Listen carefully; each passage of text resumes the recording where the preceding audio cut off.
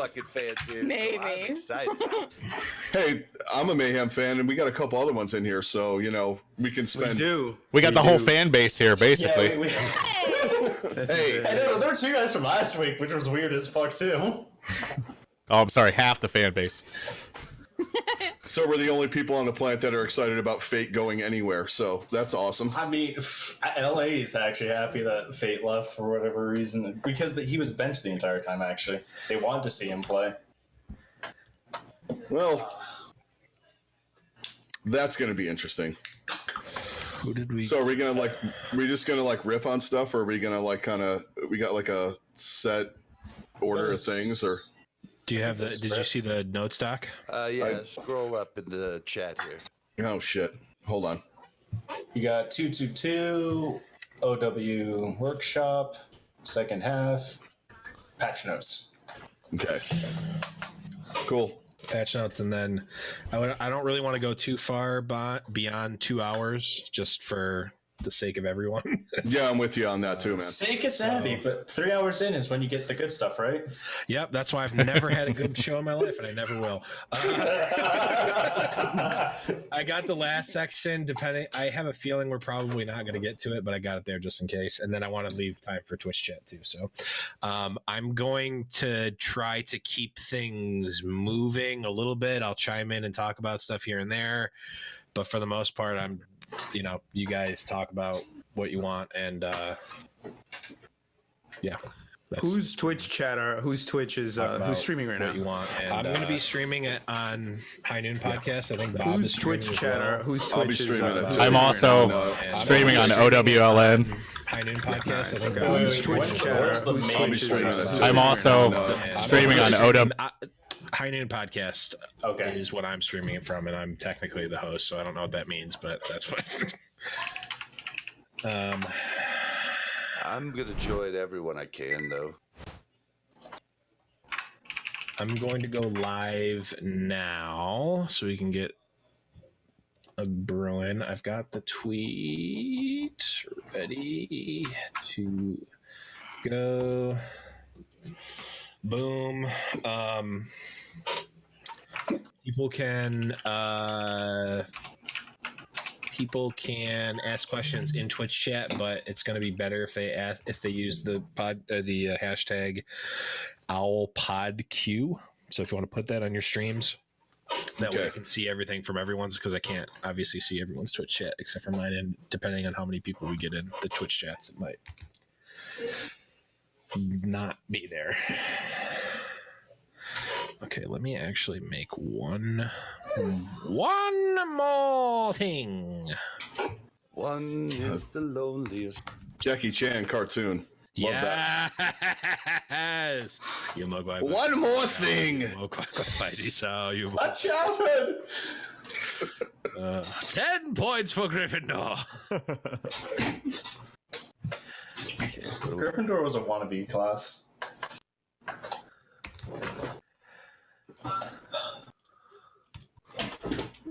Oh, guys, I was a Ravenclaw. I got all the Xbox achievements for Halo 3 when I was there. Okay, actually, I do want to know, how does the Wi-Fi work at Hogwarts? Actually, I was at the one in London, and it works pretty good. The movie set, it was pretty fantastic, actually. Wi-Fi doesn't stand for wireless. It stands for witch. So very well, actually. I'm just trying to imagine a wizard figuring out a Wi-Fi router. Have you dealt with non-techie people? Unfortunately, that used to be my job. Hey, same. Not miss being desktop support. Holy shit. I sell beer and wine, so I don't have to worry about that shit anymore. Nice. I had to train a 70-year-old man how to use Skype and Salesforce and all sorts of other sales automation tools. So I mean, at least it was only one. I mean, I used to work- but the mom daily. Like, the problem is when he answers the Skype call and doesn't realize that there's no camera and he's not wearing any pants. It's just Oh no. That happened with the call we were on. Wait, we were supposed to wear pants? Hey, at least I knew I was on camera and chose not to wear pants. He did it accidentally. He was extremely embarrassed. You just own it at that point. You just don't stand up. That's all. Yeah. There you go. Your freaking setup is way better than mine. Damn it. How was what? Oh, what? Oh, the stream. Bob's bad. He don't Yeah. got the best I setup. like what you did. Well, what I did was copy what Totemly already had. Basically, yeah. Exactly. I did no work. I like your style, man. I like your style. Yeah. Okay. So I actually have this. Oh, let me shoot. Yeah, has anybody tweeted out where it's all going to be? I tweeted on mine. If Totem tweeted everybody's,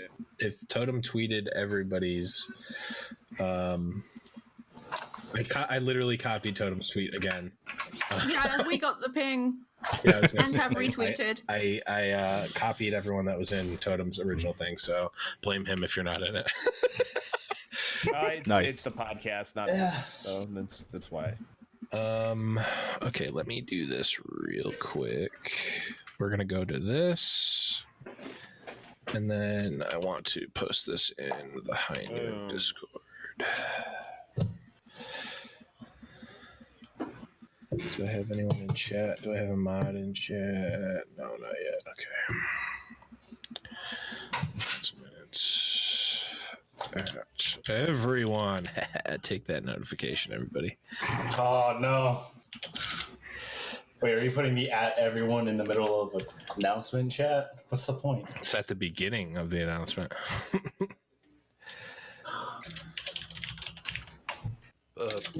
Blevins, I can't believe you didn't invite Tactical Crouch.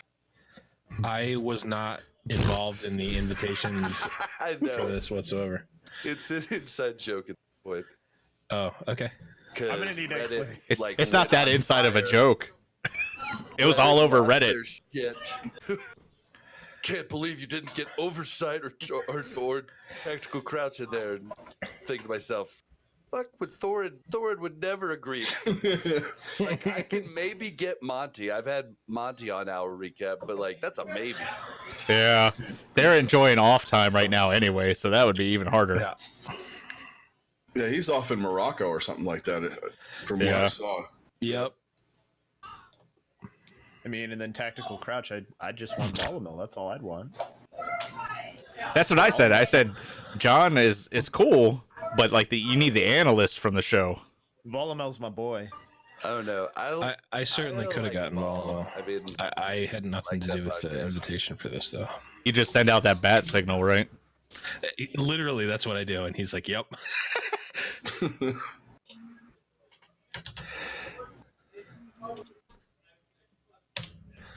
So now, okay. Let's hope that didn't ruin everything. Did it ruin everything? Nope. Okay, perfect.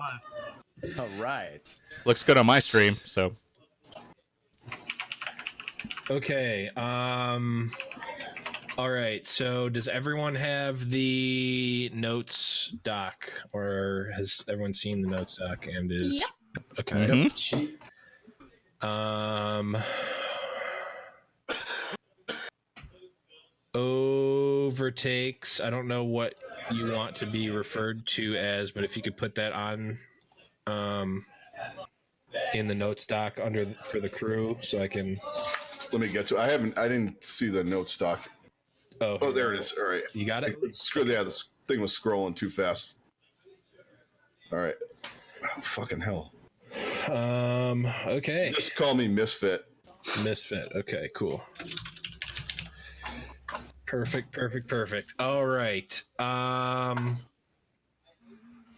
Yeah, so I don't remember if I said this before everyone got it here, but we're just going to kind of do this loosey-goosey. No, I mean, the only structure is that we're going to go through the topics in the order. I'm basically just going to kind of ease everyone towards the topics and maybe cut in if we're going off a little on too far. Not even too far. Wait. You're saying if we talk about Hogwarts again, you're gonna? I'm fine with talking about Hogwarts. I'm going to make a very drastic hard turn when there's at an hour like 45, so that we've got 15 minutes for Twitch chat questions, and I really don't want to go past 2 hours. So, yeah, that's basically it. And I'll bring us in, do a little intro, and then your audio is live right now, by the way. yeah, we're live right now. Okay. Yep. Just making sure. Yeah. We are live AF right now.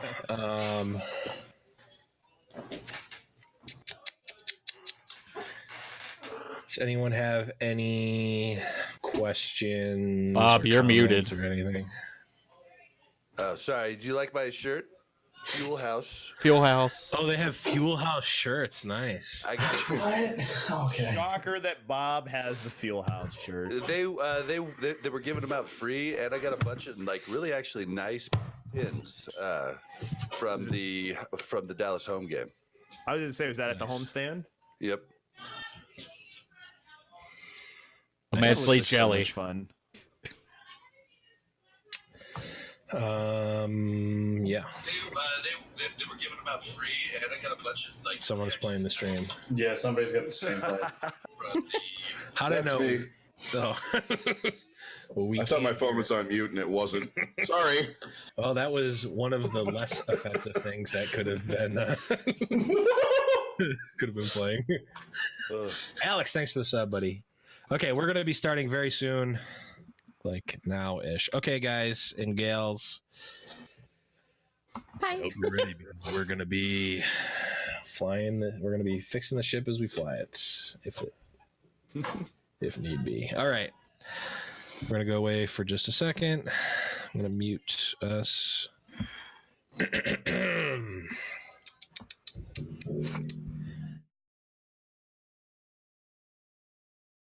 Season podcast panel. All right, I'm going to start the local recording for me.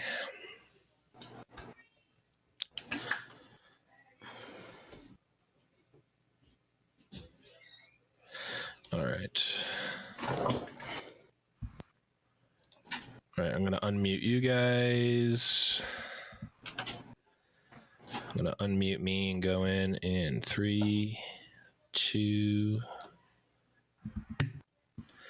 Hello, everyone, and welcome to the second edition of the Overwatch League Mid-Season Podcasters Panel.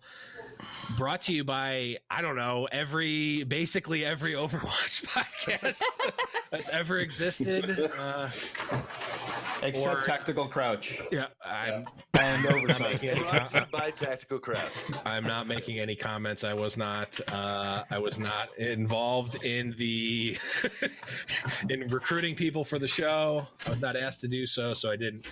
But Poor Totem tries to do something nice. And Yeah. right. beat up for that. Well, I do want to start out by shouting out Totemly Drunk, one of the OGs of Overwatch and Blizzard podcasts, for that matter, for setting this up, for getting everyone together. I know from personal experience how hard it is to coordinate the calendars of even just 3 or 4 people, let alone Yeah. 20 different people across multiple time zones across the world. So just a round of applause for Totem for setting Yeah. this up. Nice job, Totem. It really a great effort. I'm really glad and honored that I was asked to host this and that we get to do this. One thing I do want to note, we are going to be talking about all things Overwatch, everything that's happened in this little bit of downtime that we're now afforded after the All-Star break of Overwatch League. We are going to be trying to do these a panel similar to this in between every stage. So if you do like this, make sure to let us know what you do like, what you don't like, so that we can make the next one even better for you. But without further ado, let me go ahead and introduce everyone, and we'll do some introductions for everyone that is on the panel today. I guess I'll start off because I'm already talking and I'm the host here. I am the Blevins from High Noon Podcast. I've been doing competitive Overwatch coverage for longer than Overwatch has been out as a game, technically. BlizzCon, this BlizzCon will be our 4-year anniversary. So really crazy that I've been able to do this for so long and have met so many amazing people along the way. Next up, from the Overwatch League Network, we have the one and only Spider. What's up, guys? Glad to be here after the craziness that was last week. I hope we can live up to the standards that they set of, hour-long talks of Houston Outlaws, and we have the other half of the Mayhem fan base here, so we can get their take on the things. So I've been covering Overwatch with Overwatch League Network, so yeah. And I'm happy to do a podcast with Bob finally. I never got to do a podcast with Bob. Oh, this is our first time, yeah. So this is cool. Now that I've got that out of the way, now I can trash talk him and be like, man, I've done the podcast with Bob. I'm moving on now. Yeah, but have you done the completely by chance business phone call with Bob? No, that is your title only.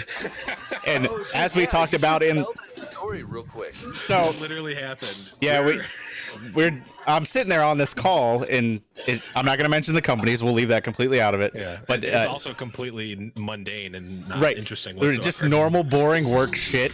And then I'm like, wait a minute, this guy's name is John Blevins. Which, by the way, on a company call, the podcaster that everybody's talking about has such a great setup. It's like, oh, my mic doesn't work. Oh, my phone's not working. Oh, my camera's not working. I'm like, how does his shit not work when he does this? Like, I'm not here. So, but because I care about this stuff. But then I message him on Twitter, if my job is listening. I love my job. Please don't fire me. I messaged him on Twitter, and he's like, yeah, that's me. And I'm like, oh, cool. So I can just talk to you about Overwatch during this completely boring call. And I don't remember what the call was about now. I know it's something work related, but I just remember talking shit about Overwatch the whole time. So that's my out of podcast experience with the Blevins. Yeah, I just remember you going, I know a John Blevins. Yep. My mic wasn't working at the time because I'm an idiot. It didn't unmute it. But, I learned it for... Okay, I did learn it for this. I thought it might have been muted on the stream, legitimately. That would have been hilarious. But thank you, Spider. Next up from the Omnic Weekly, we have Hannah joining us from somewhere far away because you said it's 3 a.m. for you, right? Okay, so I'm Hannah. I live in the UK, so for me it's 3:45 in the morning. Oof. So is it super late for you right now, or is it super early for you right now? I'm kind of right on the border. I think once it gets to 4:30, it's then super early. But right now, it's still super late. In case you haven't heard of us, the Omnic Weekly's been going for about a year now. We had our year anniversary a couple of weeks ago. So we're kind of new to this. We haven't met up with everyone yet, so this is kind of big for us. Yeah. Well, we are absolutely happy to have you. And while we're talking about the Omnic Weekly, let's introduce your other host, LP. How's it going, everybody? I'm LP. I've been in the Omnic Weekly since I think I started in episode 10, Hannah, if you can kind of remind me. Yeah. Somewhere in the episodes, but I also do events for the Mayhem. I'm the events guy. And founder of the Chaos Crew, if anybody knows what that is. We're one of the supporters crew in the Overwatch League, supporting with the other squads like 5 Deadly Venoms. Shout out to those guys, Lone Star Vanguard, and all those squads out there. So here I am, and I'm excited to be here. Thanks for setting this up. I love how he puts less emphasis on his official Overwatch League position. Yeah. I don't want to shout it out too much. I'm just here. I'm a normie. I I'm do a normie. events, but there's this. I'm a fan normie, but group, if fan any of you group. say anything bad about the Overwatch League, you will have a cease and desist sent right to your house. Don't say anything bad. I've already Bob, you realize I am going to be keeping track, and you will be losing points that are on the payload the next time we're there. I've got it written down. I got it written down. Is it going to start out with like -10? Yeah. God, I'm like before in the pre-show, I'm like, okay, I don't want this to go too long. We're going to be at an hour before we even finish the introduction. I'm here all day. My fault. But let's move along here. From the Mayhem Maniacs podcast, we've got Panda Reject. Hey, I'm Panda Reject. I'm basically the editor. I've been on podcasts basically since it started, and we talk about the mayhem as much as we can without getting too angry. Because It's hard to do. So not at all.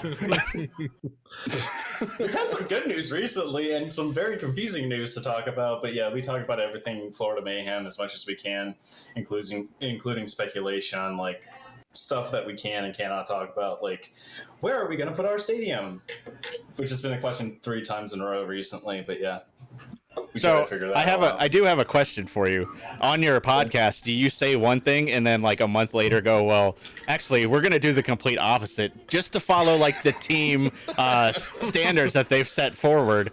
Oh, no. See, what normally happens is we record the podcast and then an hour later they announce everything. And we're like, oh, okay, cool, thanks. That's Thanks for- every podcast ever. That's Yeah, bullshit. yeah. It's even worse because we've got Bare Hands chiming, like I've got Bare Hands messaging me on Discord during the show, and I'm like, "Oh, can we talk about this?" He's like, "No, it's coming out. It's coming out in 3 days." I'm like, "Okay, well, thanks." Good stuff. Thank you for being here, Panda. From the Push the Point podcast, we've got the one and only Labasco. Hello, thanks for having me on. I'm glad to be here with everybody. Like you heard, Push the Point podcast is the podcast I'm on with Ramses. He was on the other panel. We're a podcast. We just cover a bunch of the major storylines going on with Overwatch League players. Whatever news there is around Overwatch, that's what we cover. Me personally, I come from a casting background and have decided to jump into doing podcasts too for some reason. So here I get to be with all of you awesome people. So it's so fun so far. We're super new. We just finished recording episode 10. So we're just getting started, me and Ramses. Very good. Hey, everyone's got to have an episode 10 before you have an episode. So many that you don't even remember how many you've done. I don't even know. 164 maybe, I think was the last one. I don't know. Wow. I forget. I think after the 30 mark, you forget which number you're on. Oh god. Yeah.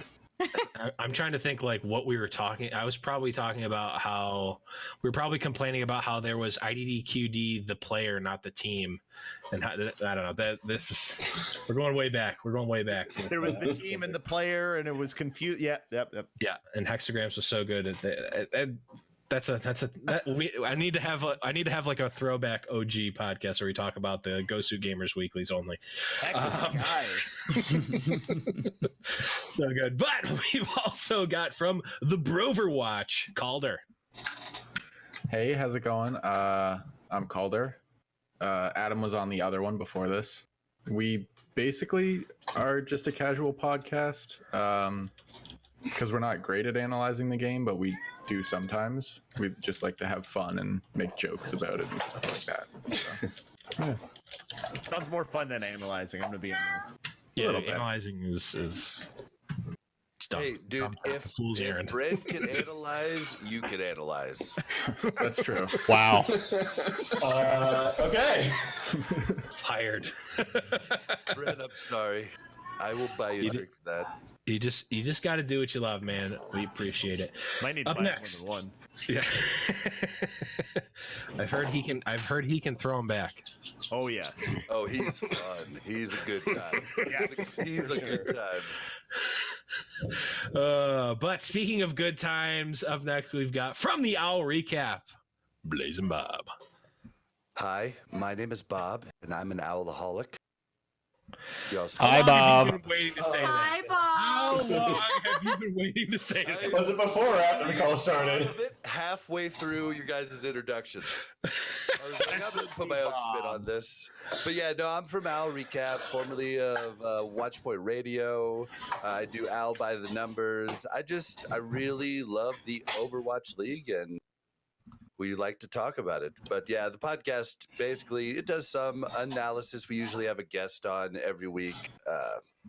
We just talk. I mean, we're kind of like Push the Point. We talk storylines and basically whatever Mel feels like, usually what it boils Outlaws. down to. So I was going to talk about the Outlaws, right? She definitely tries to get it in. Luckily, I'm the host, so I just move along, but definitely tries. Yeah, I know that game all too well. Just trying to gloss over the Outlaws talk as much as possible, but end up devoting entire weeks of shows on it. They're the New York Knicks of the Overwatch League. They're a shitty team that everybody talks about for no reason. That's all I gotta say about the Outlaws. And it's just hard to look away very from apt. a train wreck. If they started out suck, it would be one thing, but they did really well in season 1, and they went from suck to blow. Really well. Yes, exactly. In quotes. Oh yes, that is where they went for sure. Okay, we're talking about them now. So what the fuck? I mean, I can't say Yeah, anything. you're I'm a feeding Florida into fan. it. I can't say shit. Oh, you can say plenty. It's like glass houses and stones, my friend. Although to be the Knicks, they have to have money, and that's one thing that the Outlaws. Okay, yeah, all right. Valid point. You have to be stupid with your money. Best things in life are free. Let's just not talk about the Outlaws. Okay. That's my Yeah, choice. do that. That's my vote. Any objections? Oh, that's great. No. I didn't think so. Really quickly, I should do a special shout out. We are a three-part podcast. It's Hannah, I, and D. I didn't mention him, but he's all the way in Belgium right now. Hannah had the unfortunate situation of being here on this podcast with me while D's away sleeping in bed right now. Oh, so jealous. So lucky. So jealous. Shout out to D. I am lucky. jealous. Plethora of accents you have on that podcast. I love it. Oh, thank you. So More good. of them, less me. Last up here from Overtakes, we've got Misfit. What's going on? Hey, guys. So we do kind of a podcast. It's kind of we try to do it like a sports radio, kind of just going back and forth, talking about matches and players and, just whatever comes to mind. We don't like really go by a script. We just kind of like watch the matches and then we just kind of dive into things. We're starting to do more. We started more on a YouTube and we're doing kind of YouTube videos and we're going more into streaming and more of a like long form podcasting now. So we actually got to kind of do a format and it's kind of weird and stuff like that. But it's good to be here. I'm glad to be hanging out with all you guys. I like listen and watch and check all you guys out. It's going to be fun. I can't wait to dive into all this stuff. Yeah, this is definitely going to be a culmination of many minds melding, many of us meeting, many of us know each other already, but many of us meeting for the very first time. So very excited for this. One last one here. He may be coming a little bit late, but we've got I Play Games from Omnic Lab and I'll recap. Of course, not reading the correct time and having to work, et cetera, et cetera. But he may be joining at some point. So we may get a random. We may get a random I Play. I might be there, dude. No comment on that impression. Just, I do all the time. We play games daily. Oh, I know. That may be the problem with how. Never mind.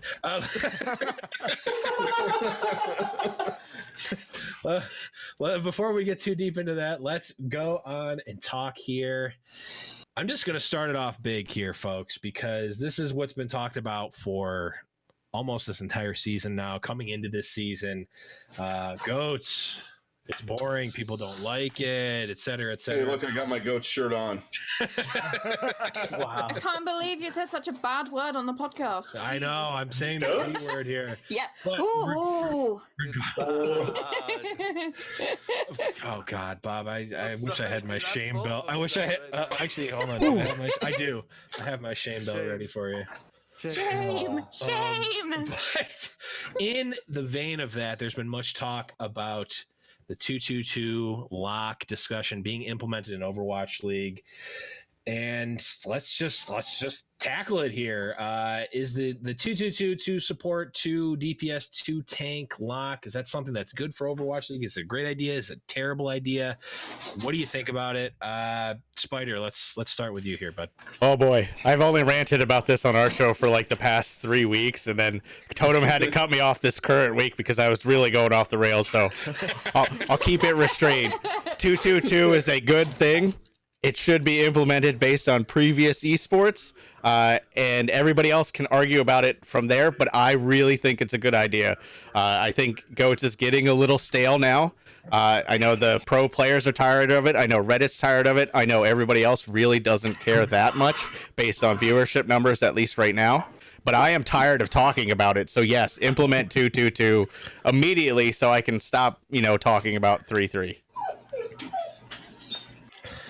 I mean, I'm gonna just put out the idea that 2-2-2 isn't the best idea in the world, just because of how limiting it can be. But for the pros, I think it's probably the best thing that could happen to them, because you look in contenders and you see all these people playing DPS, and once they get picked up by an Overwatch League team, they're going to be on a support or a tank that they don't really know how to play. Hell, Seagull went from the Genji god to a diva player when he was on Season 1, because somebody else could play Genji slightly better than him, so he had to learn diva while Mickey learned how to play Brig. And 2-2-2 might be the solution, but I think it'd actually be better off if you had a one lock, like one tank, one support, one DPS, and then everybody else could flex. But then the problem is you just get Sombra Goats then. Yep. Well, the problem, I'm a big... that was literally my argument Yep. today. That's what I said last week. 1-1-1-3, and then when we went a couple weeks in, I was like, shit. Yeah, that's... I mean, yeah, but maybe if they made other DPSs useful, then it would help too. Because every other DPS just shoots things. But really, the reason that I think 2-2-2 is the way to go is for the developers. Overwatch doesn't have a ton, and okay, you cut down to a 2-2-2. All of a sudden, the variables they have to take into account get cut not in half, exponentially. I mean, it's like it's a lot. It's like a number that's like 4,000 times what it would be if you just went to a 2-2-2. I feel it would make the game better in the long run. Yeah, it'd be weird to start, but after a year, I think it'd be super healthy. It would. I mean, oh, go ahead. Sorry, I was gonna say, would you have it in competitive and quick play as well then? Yes. Just across the board? Competitive, not quick play. Oh, Okay. not quick play. Yeah, competitive, because the longevity of esports is always dependent on people watching somebody do something crazy and then translating that to what they can do at home. And right now, even when GOATS was popular on the ladder, it still never filtered down past, I'd say, masters in any applicable level. Whereas 2-2-2 can. Sorry, I was just saying, and just think about this in your own terms. How many friends do you play with where you're like, I totally want to play with them if they're playing support, or I totally want to play with them if they're playing tank? They get a little tilted. I'm going DPS. You just wouldn't have that problem. I don't know. How many games do I queue with you, Bob? There's a shout out. Never queued with me. I've tried to queue with me, but then you just wouldn't, that awkward conversation of, dude, I don't know if going DPS is the best idea and leaving us with one support. You just wouldn't have that conversation. I mean, I used to play with a guy who only played Reaper, so yeah, I know what you're talking about right there. But yeah, no. Did you used to play with me? No. Maybe. Seasons 1 through 4, yeah. Potentially. Only 250 hours on Reaper, seasons 1 through 4. Oh, yeah. Back when you could let it rip. See, yeah. I'm all for the 2-2-2 lock, but the only thing that I would be worried about, and I've heard a couple players say this on different interviews that I've seen on, is that they're just going to revert to dive, which got kind of stale after a while. But I mean, it's going to be mixed up a little bit. But I'm kind of overwatching goats. I don't mind watching it, but People also call season 3 or stage 3 of season 1 a dive meta, but it really wasn't. It was a Yeah. sniper That was- meta. that was Same different. with- That was the double sniper. Yeah. It was the infamous quote, wasn't there? Whoever has the best Widowmaker wins the match. Well, before that, it was whoever had the best tracer. I mean, Yeah. it's always going to be the case, I think. Like, there's always going to be something. Like, right now, whoever has the best Zarya wins. Yeah. That's the thing, is like, regardless of what you end up deciding to do, you're going to have something that people are probably not going to like, because if you do get a 2-2-2 lock with how the meta is currently going, you're going to see a ton of bunker compositions. Yes. That's what's, especially when you look at the buffs that are coming through in the patch notes, that is going to be a comp that's already getting played. If you watch outside of Overwatch League, there's this team called Clockwork Vendetta, and they run a bunker. They're all one tricks, right? They're pretty much. They're not, though. Labasco casted them when they got into contenders. I did. Day. I was the one who was casting that. But the point of the fact is that they are making teams go off of goats because they can't play it into it right now. And now you're having these different buffs, and then if you put the 2-2-2 lock in, it changes a little bit of how they would play, but it still makes bunker so much more viable. And if you think goats is boring, watching it, bunker's awful. I hate bunker. Yeah, no. Bunker still has people shooting guns. Yeah. At Is it shields. really is Bastion shooting a gun, or is that holding right click? It's holding right click and turning away and going to have a sandwich and then coming back. Baptiste. I mean, Orisa, like your tank shooting. Orisa takes skill though. Yeah, I'll give you that. Let me just say this. Now, I don't want to say I'm an old timer here, but some people who are listening to this show, maybe Overwatch League is their first in-depth or their first dive into competitive Overwatch. People will complain about every meta. Yes, no they matter will. what it is. Definitely. Back in the day, it was the Fantastic Four, where every comp had Pharah, Mercy, Lucio, and I don't remember. Oh God, the Mercy complaints. I forgot about the Mercy complaints. Yeah, God. forget about what. What about double Tracer, double Lucio, double Winston? Winston? Does anyone remember? Does anyone remember Zenji, the old Zenji? Oh yeah. Zenyatta's Orb just was infinite. Yeah, like it. People are going to complain about whatever meta it is. They just want something different. Now, there is an argument to be made that GOATS is maybe more boring in and of itself than some other comps, but people are going to hate the meta regardless of what it is, because that's what we've been akin to. It's not like baseball. Well, people are bored with baseball. It's not like basketball where like, oh, all of a sudden you have to have a center. You have to have, but like people are going to hate it regardless.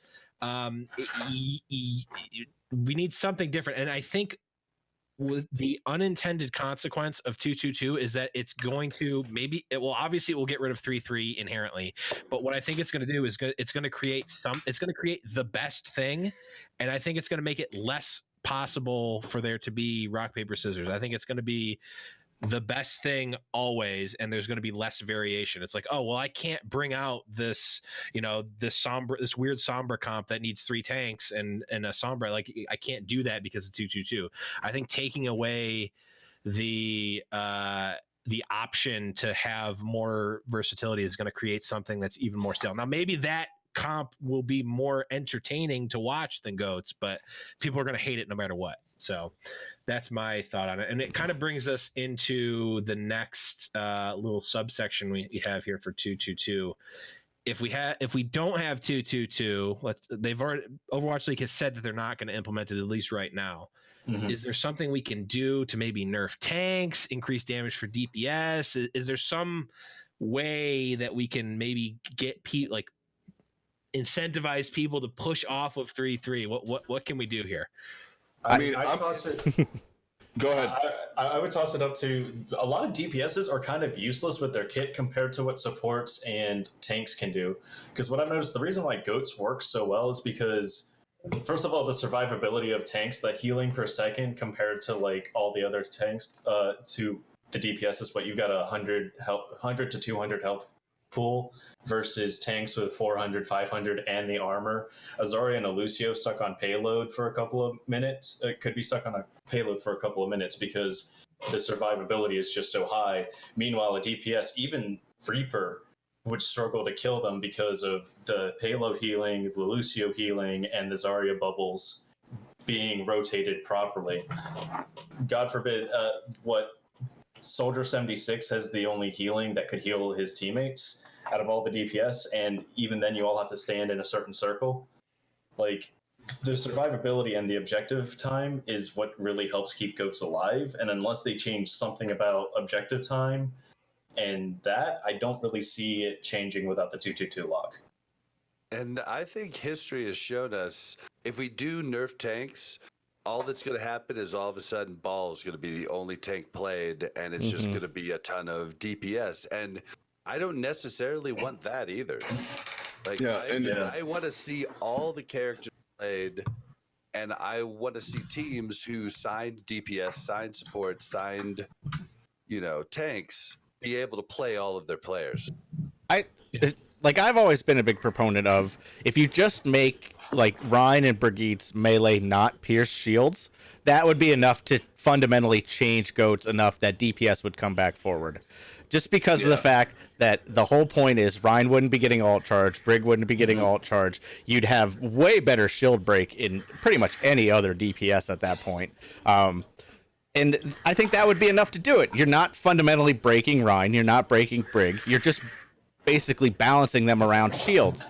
Sure, it sucks to be Rhine and Brig at that point, but there are comps you could still play Rhine and Brig into at that point. So I think that would be enough to at least get the ball moving. I mean, I don't think you want to adjust time to kill values or anything like that, because some DPS time to kill values are already insanely high for any character that isn't a tank.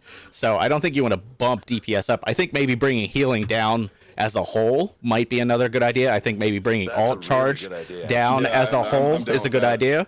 But yeah, I don't think you want to mess with damage numbers really anymore, because people already hate one shots, and you don't want to bring that value up anymore. Because really what makes goats powerful is the triple support. Like, even triple support, 1 DPS, 2 tanks is still super powerful. That was the first comp that showed up for goats. I think it can't be underestimated, though, the damage that comes from goats. It's not like goats doesn't do a lot of damage. The ability to burst down a target when you have focus fire is ridiculous. It's why the teams that are the best at it win so handily at times, because you've already got somebody down before the fight has really even started, if you're able to coordinate the way that we see teams like the San Francisco Shock and Vancouver Titans do.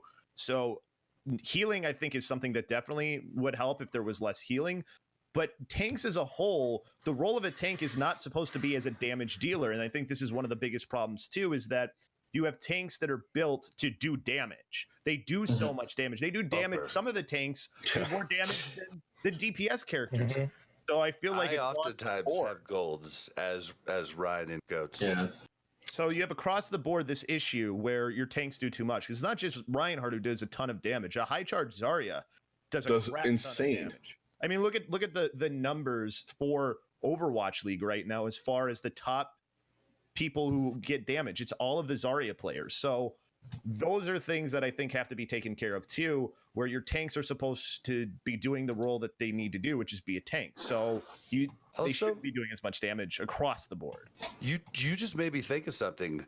One thing you talked about tweaking healing and bringing healing down, maybe bringing Transcendence healing down would be a good call. Because for the current iteration of goats, the lowest healer is the one with the highest heals on all goats teams. Zen has the highest heals, and it's because of Transcendence.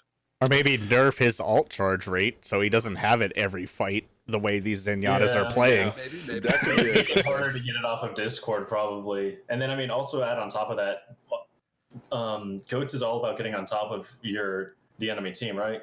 And I think it's what D.Va, Roadhog, and Zarya are like in the top 10 of damage dealers over average per second in 10 meters, I think. Yeah. So, like, they're all bursting out a shit ton of damage, and you put that Zenyatta Discord on, of course he's going to get it every fight, right? I'm not sure I agree about the Transcendence, though, because you can still burst through somebody while a trans is going on. I mean, we've seen how ineffective Transcendence has become now with the way that GOATS is going, too. I mean, it's just like think of self-destruct right now. Like self-destruct into a graviton surge used to be like, oh, you just won the fight. And now teams are so easily able to make the grav self-destruct combo not work at all just by how they use different support ultimates and how they avoid things. So like, I don't know if changing trans will do enough. For like the grav self-destruct to work, and what most people don't realize, you need a really good Brig, or Lucio is a good secondary, like, because you have to boop the Rhine shield away or stun the Rhine at the right time. Right. Yeah, and you don't want to mess with Transcendence too much because that hits other ultimate breakpoints, and then you'll see like Grav, Dragon come back and stuff like that. That's kind of why I was going more towards like the charge rate. Because you got to remember, you can talk in a vacuum, but there's a lot of other stuff that you make one tweak, and we're going to see an old meta come back real fast, like double sniper or stuff like that. And whether you want that or not, that's up to you. But you know, this is something that they're thinking about constantly. Like the breakpoints are like if you go in any like competitive like teaching course for like Overwatch, they always talk about breakpoints. Like McCree's breakpoint is this with Discord, breakpoint is this, and that's where Transcendence is right now. And the Lucio buff to sound barrier is basically what made living through self-destruct possible at this point. Yeah. Between that and good Zarya shield placement can save you as well if you're an owl player. For us, probably never happen, but unless you're extremely lucky. Yeah. Occasionally. You can save yourself if you're the Zarya. I mean, that's selfish, but yes, you can. That's the most important part, though, isn't it? Save yourself. Keeping your charge is important, but it doesn't really mean anything if you can't do anything with it. I mean, that's what Jonak lives by. Save myself with trans. That's why it's not Okay, to be fair, Jonak could kill all of us right now if we were trying to 1v1 him or whatever it is. Save himself with trance, and everybody else give me all of your tools, and I'll try and kill everybody. That's the New York Excelsior way, and when it doesn't work, they fucking lose. Sorry. Here's a radical suggestion. What if tanks and supports just didn't do damage? Ever? Completely reworked. This would be a complete overhaul, basically, of the game. But like the tanks just have utility options. Because that would be like an MMO. And no one would play. I was about to say, like, nobody would want to play the game. Like, people barely want to take in support in comp. So I'm not talking about playing the game. I don't care about that. I'm talking about Overwatch League as a sport. Okay. So you're talking like tanks, like in WoW, like the defensive lineman never touches the ball. Okay. Yeah, exactly. Actually, pull aggro. If you're a tank, you can actually use one of your cooldowns to pull aggro, and everybody just runs at you like. Like, and they've implemented that in MOBAs, so it could be a skill coming. Yeah, like there are. Give me fear in Overwatch. You've got traditional sports. You have MOBAs where like if you play a support in League of Legends, you're not looking to get kills, or Dota, you're like trying to get kills for your DPS players. Hey, like you know what those have though? A roll lock. Roll lock. Do they? Yeah. Yeah, Yes, they do. Your lane. In competitive? Your lane is your roll lock. You go top, you're a tank that can brawl. If you're in mid, you're a spellcaster typically, and if you're in bottom, you got a tank, and typically you got a tank or a mage and an ADC. Sure. But you get that lock naturally happening. In Overwatch, that's just not going to happen. You kind of get your character, and you vaguely fit in that circle. Right, that's kind of this would be what I'm suggesting is like almost a complete overhaul to the game entirely. Yeah. What if it was played in card form and they had mana costs and get out? I think that's profitable. You just got to make sure to rotate the packs. Lucio Ball competitive. That's what it is. We're all roll locked to be Lucio. And that's it. You got to score into a goal.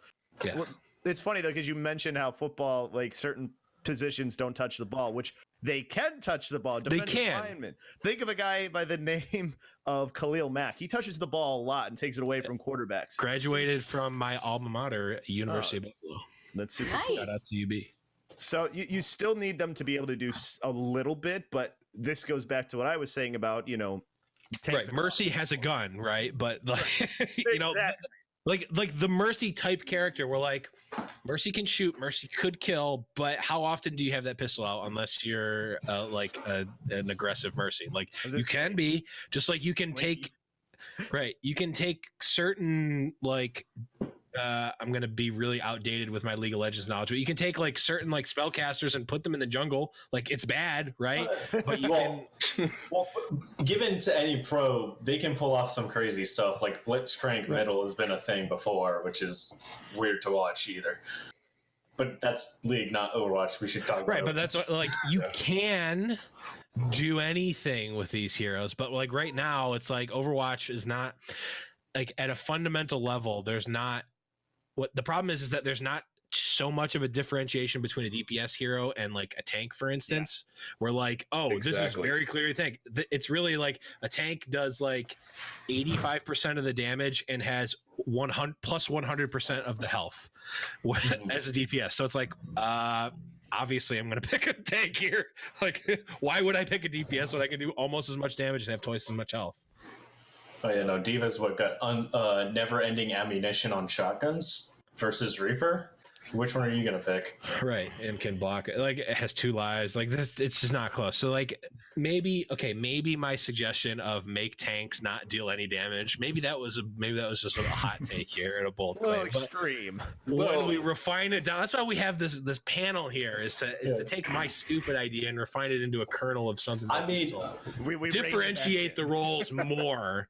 Where you really feel like there's a major difference between playing a DPS and playing a tank. Besides that, the DPS is just worse in 90% of the cases. Well, it would also help too if there were more main tanks instead of all of these hybrid. And same thing with the supports. There's a lot of hybrid characters. Like you have Diva that kind of is like a little bit of both. You have Hammond that's a little bit of both. The only real main tank in the game is Reinhardt, where he's blocking damage. Maybe Orisa to an extent. Let me ask you a question then. What makes a main tank? Creating to space. Me, yeah, exactly. No. That's too. No. Like a main tank would. To me, a main tank is something that block damage. Yeah, block damage, create space, create opportunities for the people that are supposed to be doing all of the damage. See, I don't see in the comp. See, I see a main tank as that. Someone else go. I see main and anchor tank to be the better term here because you got anchor tanks and you've got your mobile tanks. And basically, the only anchor tanks I can think of are Reinhardt and Orisa because they say, hey, we're going to hold here, and you hold that line. While your mobile tanks like Winston Hammond and Diva, they can go up to the high ground. They can go wherever you need them. And then that leaves Zarya and Roadhog to be in this awkward kind of like, you're going to just die if you get in my range. Bruiser tanks. Yes, that's the one I'm going for. I see main tanks, the best definition that I could give for them is a character that instigates and starts the fight. Like Orisa is the So Bob, you're a main tank in real life, then. Like Orisa's the lowest, but her putting down her shield on a payload starts the fight. Winston jumping onto a target starts the fight. Reinhardt putting shield up, moving in starts the fight. Hammond jumping in as ball starts the fight. Like Widowmaker Zarya getting a can't pick do starts that. a fight.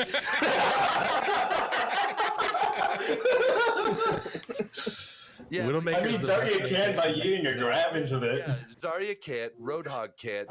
Diva can't. Like Zarya could with her ult. Who initiates the team fight. It doesn't have to do with blocking damage. It doesn't have to do with any of that. It's just who starts the engagement. But by that definition, when I'm playing Lucio and I'm always out of position and die, that starts the fight because I'm just in the enemy line trying to booping somebody into the tank. Engagement tool. I'm just a really bad main tank. Yeah, anytime you're poking and there's a pick, yes, that's a fight. and then your main tank moves in, and then Right. the fight starts. You're just up 6-5. Well, let's Yeah. unpack that, because if you talk about how they initiate a fight like that, there are more characters than just tanks that can do that. Lucio is a good example. His boop, Doom. see it happen a lot. Doomfist is another one. So you Sombra. have other initiators, but what tanks Definitely. but what tanks can do that nobody else can do for the most part, though, is create space and create opportunities for those initiators who aren't main tanks, and also just for your DPS to be able to do what it is that they're supposed to do. So to me, I always see the tank's main role as being able to create space. But off tanks can create space too, and some DPS, and just like you pointed out, Lucio's can. It's too. going to be I was hard just to trying have a give you definite definition. an for idea sure. of what a main tank main role is. Right. Which makes sense, and we could go on and on about this, but we are we spend a lot of time on this too. I know we could go for another hour, but we do have other topics that I do want to talk about. So let us move on. We're gonna relieve the pressure valve off of Overwatch League for a little bit here. And we're gonna talk about the Overwatch Workshop, which is probably the biggest thing that's happened to Overwatch since launch. I would think. I guess with the in-game, at least. Overwatch League is arguably more, but this is the biggest new piece of content I think we've gotten for the game since it has been officially released. I just want to get your guys' thoughts on how is this gonna? What are the possibilities for this? What are we gonna see? Is the game gonna grow? How is this gonna affect how we play ranked, etc.? Someone who has an opinion.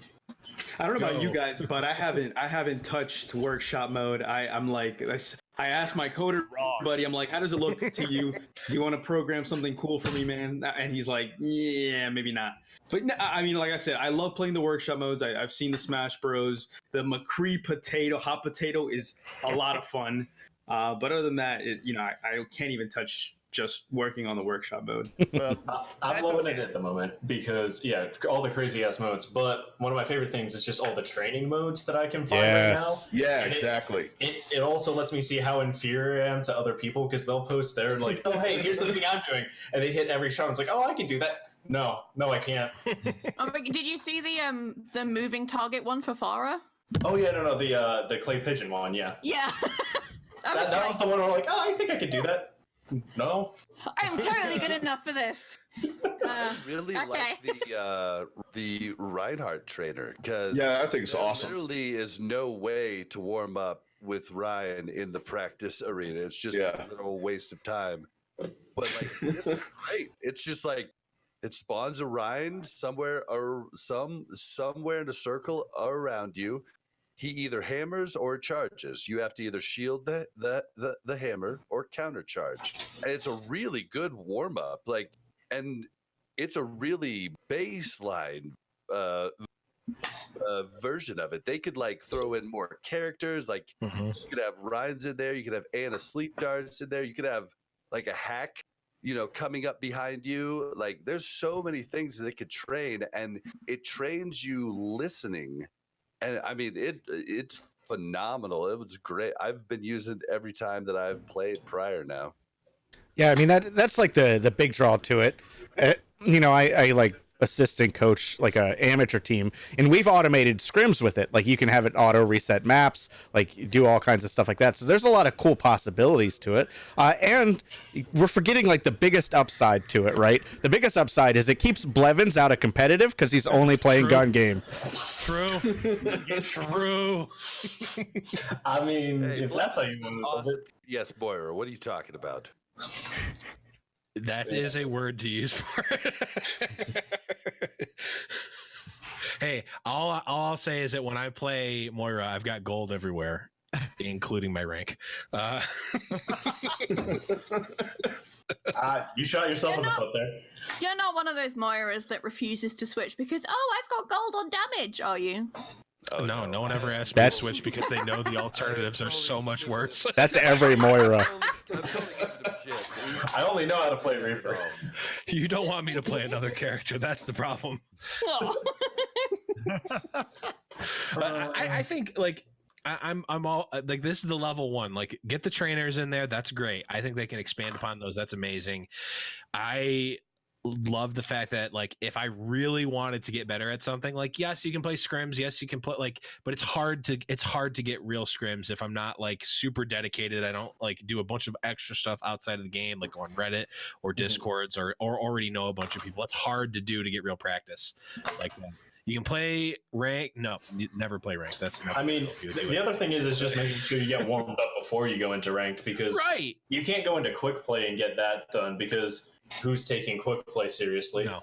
You can maybe go into one of the arcade modes, but like maybe right. Maybe. But even then, you're not necessarily like, if you think about I'll go back to traditional sports just because that's what I've done in the past. It's like, if I'm practicing for basketball, like only a small fraction of my actual practice is like scrims or like playing against another team or playing, regular 5v5 basketball. So much of it is just shooting free throws, drills, so much mechanics, drills, all that stuff. That just didn't exist. I mean, like, you could set it up. You could set up the old all Anna's only headshot damage, so you could practice your like headshots and clicks and stuff. But like, it takes so much to get that set up, and like, it's not good. It only does one thing.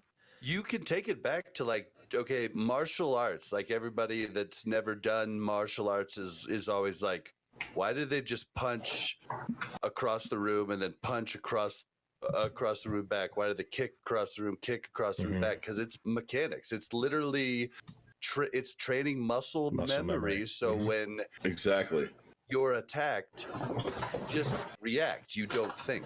And like, that's what makes Overwatch so cool, is because it's a lot of mechanics and a lot of thinking, I mean, to go off of that, it's like, if you play Zarya, you hear the Reinhardt charge and you just hear someone get picked up. You turn, you put that bubble to save them, and then you turn back to whatever else you were doing.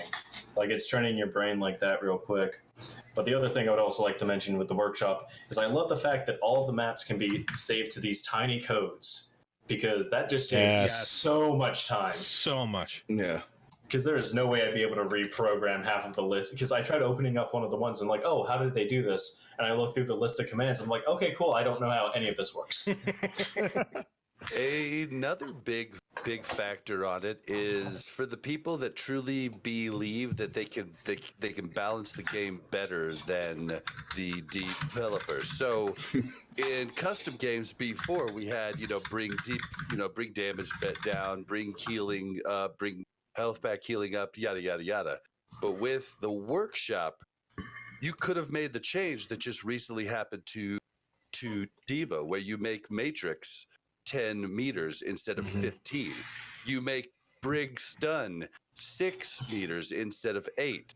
Like, these types of things could actually, you get the really hard cores, and they might be able to prove to the developers, like, hey, this is better, and you might see that change in game. It just helps everybody out. You can have Ash shoot Torbjorns out at people too. Yeah, I mean, why not? And Hammer Torbjorns. The world is your oyster. And I think that's another thing that we haven't really covered yet, is that this isn't just something that's going to be so useful and so great for the competitive side. The casual side of the game, this is an awesome boon. This is, for those of us who grew up playing StarCraft back in the day, or Warcraft, use map settings was one of my favorite things when I would play those games. And basically, this is what Workshop allows you to do. So there's already a ton of cool modes that have come out from it. Don't forget, too, the popular MOBA games that we have, they were a spawn of a use map settings thing called Defense of the, against the Asians. So in Warcraft 3. Yep. I mean, the only pin I put in that original Defense of the Asians. But we're talking about casuals. I want to hear what Calder has to say, because he said that his podcast was for casuals. So, I've played around with a lot of the workshop modes because I just find them insane how people can make them. I looked at the editor and I was like, I know 4 people that can do this, but one of them's not me at all. So, one I've been playing a lot on stream and just with my friends is this upgrade mode. So it's like a tycoon mode where you go kill people, get money, go back to a shop, upgrade your abilities, and then you basically just try to become a god. And GTA 5. yeah, and you can just spend so much time going through these game modes, playing like Agario, and it's They have a Gario insanely on there. fun. Oh my Yeah. God. There's a Flappy Bird Pharaoh mode. I saw Yeah. that. Torbjorn Golf. Super Smash Brothers. Like, I could Somebody recreated Quake. Mm-hmm. Yeah, I saw that. Fucking Uno, guys. Yeah, Wait, what? We're done. We got Uno Simulator now? yeah, like you play around Ilios well. I saw that. How do you play Uno? Go watch it. It's amazing. I gotta Weird. fire this up. Someone did like a whole like the old Wii bowling. They set it up where it's like Doomfist shooting Hammond into like 10 Torbjorns. Why is Torbjorn the place marker here? I don't know. Torbjorn's like the official, like just the pins, He's the I don't know. of He's like everything. the beat on boy in Workshop, I guess. Wait. So have you ever played elf bowling? Because that's exactly Yeah, it's pretty much what that. I think of. Yeah. Like somebody made like Portal with Symmetra. Like they actually had like the actual portal gun working with Symmetra. That's nuts. I saw that one too. Like one of the ones I played that I really liked. It was like a weird, like it was on. I think it was Horizon, where you're playing Diva, and it's kind of like a Starfighter kind of mode. Oh, yeah, I kind of you're like you're Starfighter in the moon Deathmatch. area? Yeah, it was kind of fun. Yeah. I mean, they're all kind of fun, but I want to see where these guys go, because like eventually someone's going to create like a training mode, or they're going to create something like a game mode or a hero, like a setup for a hero that's going to eventually end up in the game. And I like the fact that they opened it up to everybody to just do this. I mean, one of the things I want someone to do is I always wanted the payload to have kind of like in Retribution, where you get the damage on the payload. Yeah. Oh yeah. So when you're playing escort, if you're on attack or on defense, and maybe you can't stop them, but if you damage the payload enough to where they have to repair it, it stops it for a certain amount of time. And there's just like certain things like that. I thought, Wait, that's the change Overwatch League needs. We need to be able to stop the payload without getting on it. yeah. Well, it doesn't matter now. They play goats. It's not like they have Genji and Tracer anymore. Yeah. We'll talk about it as a future counter to Bunker. Yeah, basically. You've been talking to Flame. Wait, No, we're just gonna play goats. talking to Flame, I didn't think that these were too bad of ideas, Bob. I mean, they must not have been talking to Flame. No, Flame's whole argument about goats is that you can't stand on the payload with DPS. The whole thing where he was like, get out. How many Genjis have you seen on the payload? None. I'm just gonna halt that. I'm just gonna pull out my I'm excited. IRL Orisa and halt this conversation before we talk more about the Outlaws. Yeah. Wait, how was that gonna be out? Whatever. Flame. If the Outlaws come up, we just have to stop. Okay. Heard. But one other, so I think we're all in agreement that the Overwatch Workshop is cool. It's got a lot of great things for both competitive as well as casual players. The one thing that I've seen floated around and I've kind of thought about a little bit, but I'm interested to hear your guys' opinion on is, so let's imagine that something like Dota, like Defense of the Ancients, or Auto Chess, or one of these mods just completely blows up. Like it's a full-fledged game, it's amazing, and everyone's playing it. It's more popular than even the base game of Overwatch. How does this affect Overwatch as a game, as a franchise, negatively? If fewer people are playing ranked and are playing this instead, does this affect the game in any way? What are your guys' thoughts on that? Without something like Hammer, which is the way that you were able to like make completely change maps, I don't see a new mode. Assume that this is like years in the future potentially. Yeah. Like it's possible to do that. Yeah, like unless it's something like the gun game mode, which is now Hero Gauntlet in the queue now. Like, that's the only one I can see, but that's easily going to get inserted into the All-Star games. And hopefully they'll invite more people so we can see more people go through that gauntlet of trying to fight each other and figure that out. Why they didn't have that in the All-Star game this time around, I have no clue. They must have just missed it, in all honesty. Like, they probably didn't want to put it out there. It's not like Gun Game isn't. Gun Game is literally like 20 years old. I mean, come on. Yes? Yeah, But exactly.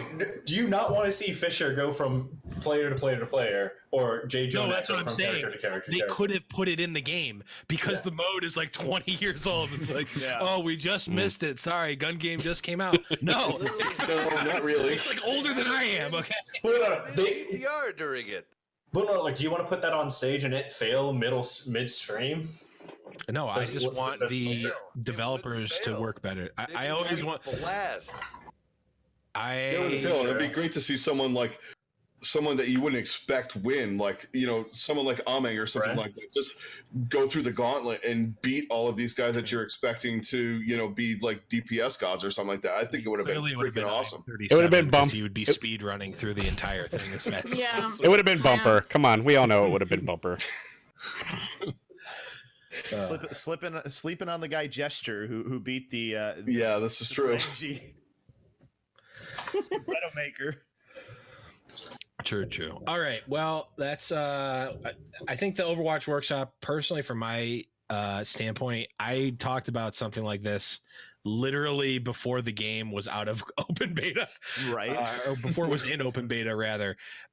When they announced, like, oh, this Overwatch is going to be developed with its own system, like it's not using its own engine, rather, it's not using Unreal Engine. It's like, oh, they could open it up and do custom maps. That would be really cool, because like Dota and Warcraft 3 do that, and it's what, over 3 years later. We just had the 3-year anniversary for Overwatch. Right before it. Yeah.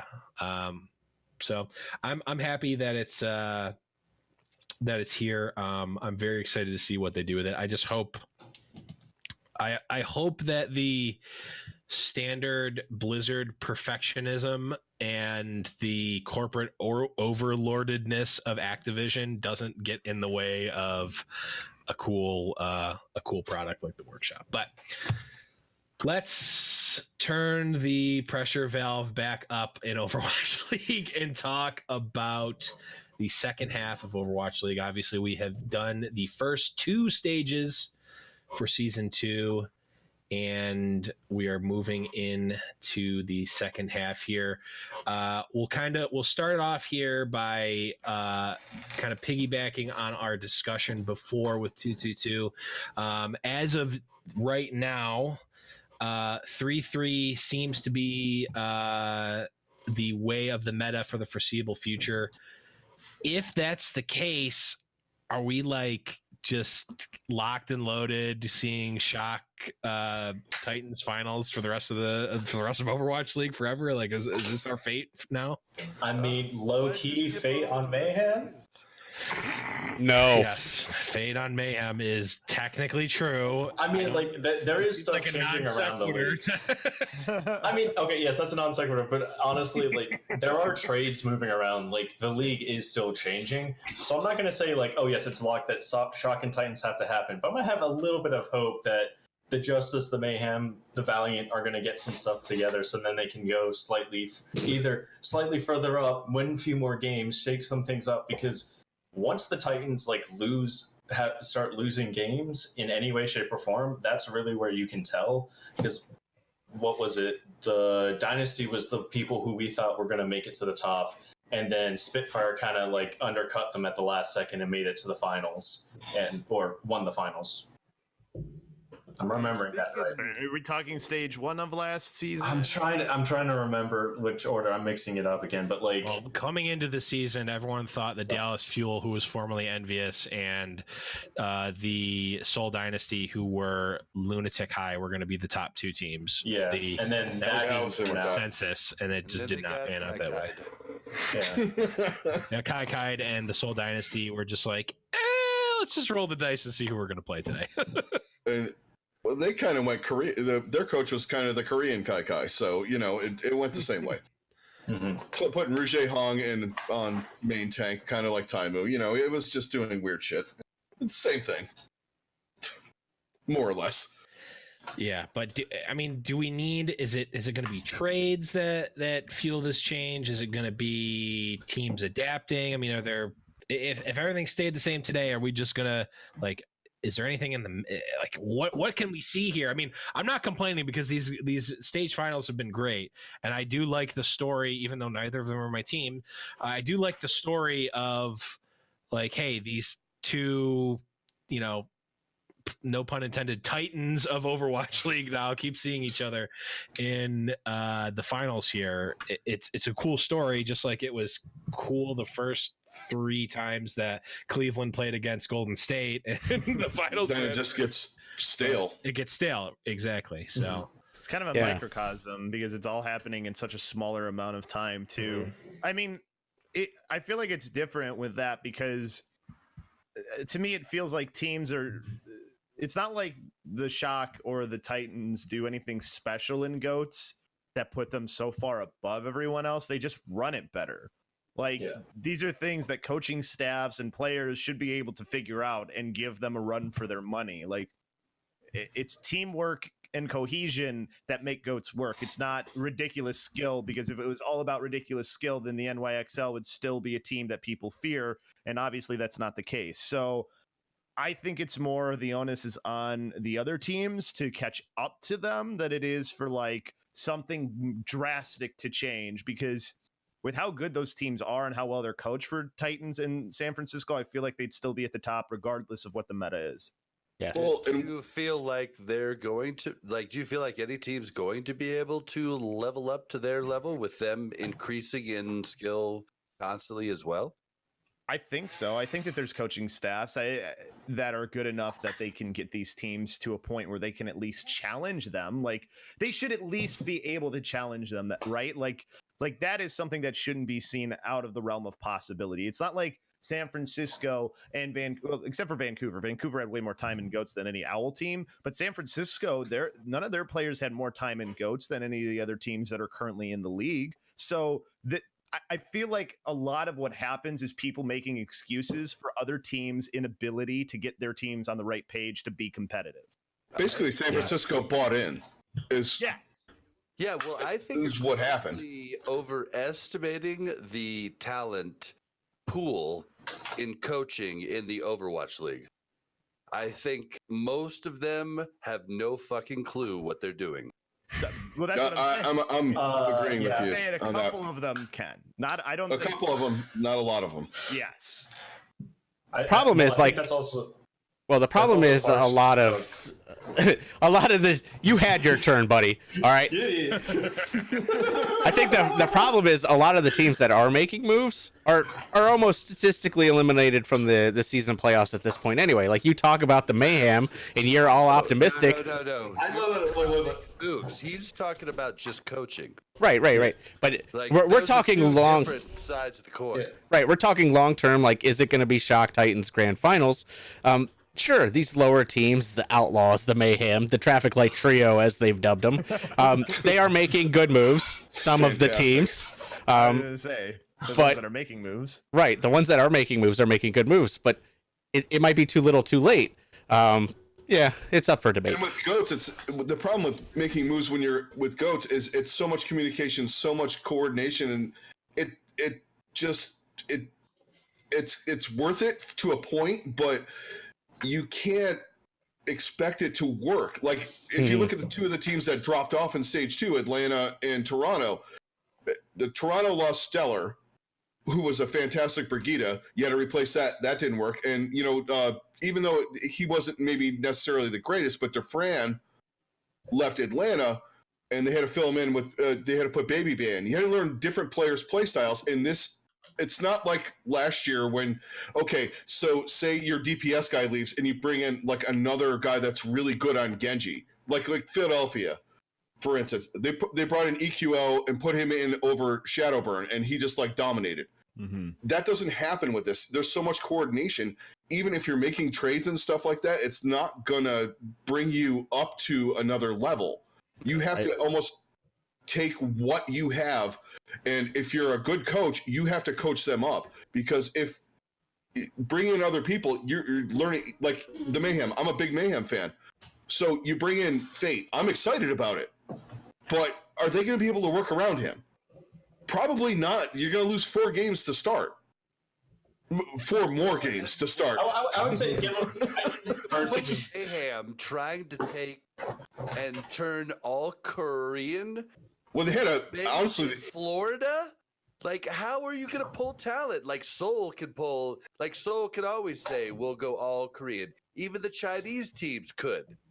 But in Florida, like, how are you gonna entice those? I mean, the advertisement is that it's down easier for a to bunch of money. Like, it's absurd to me. Like what Bare Hands has done.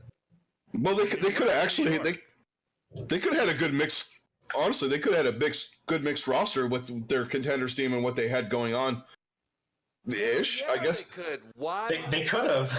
Yeah. In North America, like, how are you going to talk those guys into coming when they have when they have offers in the East?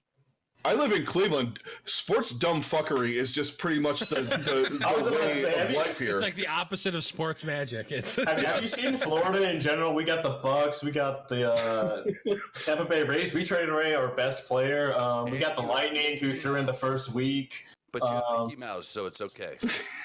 Oh yeah, not to mention our fucking our state champions that had the weakest schedule possible. That's a thing. But yeah, no, like Florida's made some weird decisions, and like I don't agree with all of them. But you know what? If I agreed with every decision in sports he made, some weird life choices would have been had. But it'll be interesting to see Fate, because I think Fate will be a good replacement for what we have with Swan. And maybe Swan together. I don't know if Swan's the one who's out or not. Like, it's really weird to know exactly what their plan is, and like we'll still have Zephyr on. I don't know if Hagopin and Zephyr and all that is still working itself out, because like in the last few games I could tell that Zephyr and Hagopin were not in sync at all, because they would never cover each other. Yeah. But like Swan would just do whatever Swan was doing, and that was something. He's like a D-level bumper. I'm just he's quick play main tank. I'm just gonna dive in and die. I mean, compared to in Overwatch League, yeah, no, he's definitely the QP one. I mean, I think Mayhem was solely responsible for Nate leaving the Overwatch League. I mean, or the Outlaws fans, one or the other.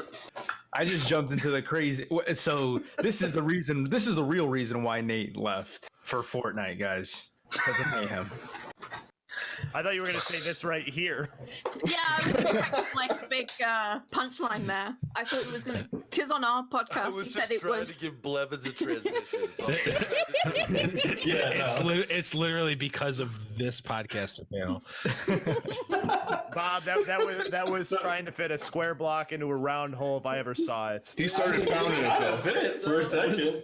That was Bob. That was Bob throwing me the alley oop from half court, but he used the bowling ball and we were actually playing golf, so it made no sense. But Pretty sure that regardless, I'm was still the going to main dunk. tank of quick play. Yeah. That is literally true. That's why I have to play Moira, Bob, because no one else has high enough heals per second to keep your right heart alive. That is true. I have to shift to follow you because you shift in, and I'm just holding down left click to heal you the whole time. I don't ever. I only charge about 5 meters unless I miss the corner. Oh, are you one of those ones you miss the corridor and then you go flying off the map? I usually don't go flying off the map. Into the enemy team, I'm like, sorry. I was trying to hit the corner. That's why I somehow get platinum healing, even though that's not even a medal you can get. But as was how ever so eloquently mentioned, Nate Nanzer has announced that he is officially leaving the Overwatch League, and it has been unofficially confirmed that he, or at least it has been unofficially reported that he is going to Epic Games, the maker of Fortnite, and now the owner, or at least part owner, of Psyonix, who makes Rocket League. Something like that. I don't know the exact relationship, but they are involved with Rocket League in some capacity as well. So, I mean, what does this mean for the league, guys? I mean, he was the one that ushered in the Overwatch League. He's been essentially the official voice of the Overwatch League. It was, as far as we know, it was kind of his brainchild in a lot of ways. So, I mean, what does this mean for OWL moving forward? And what do we have to expect here? I am 37 finishing his speed run by becoming the commissioner. That's all I got. It's coming. Maybe he could make Fortnite a competitive game. I mean, It's had tournaments before. I think he's there more for.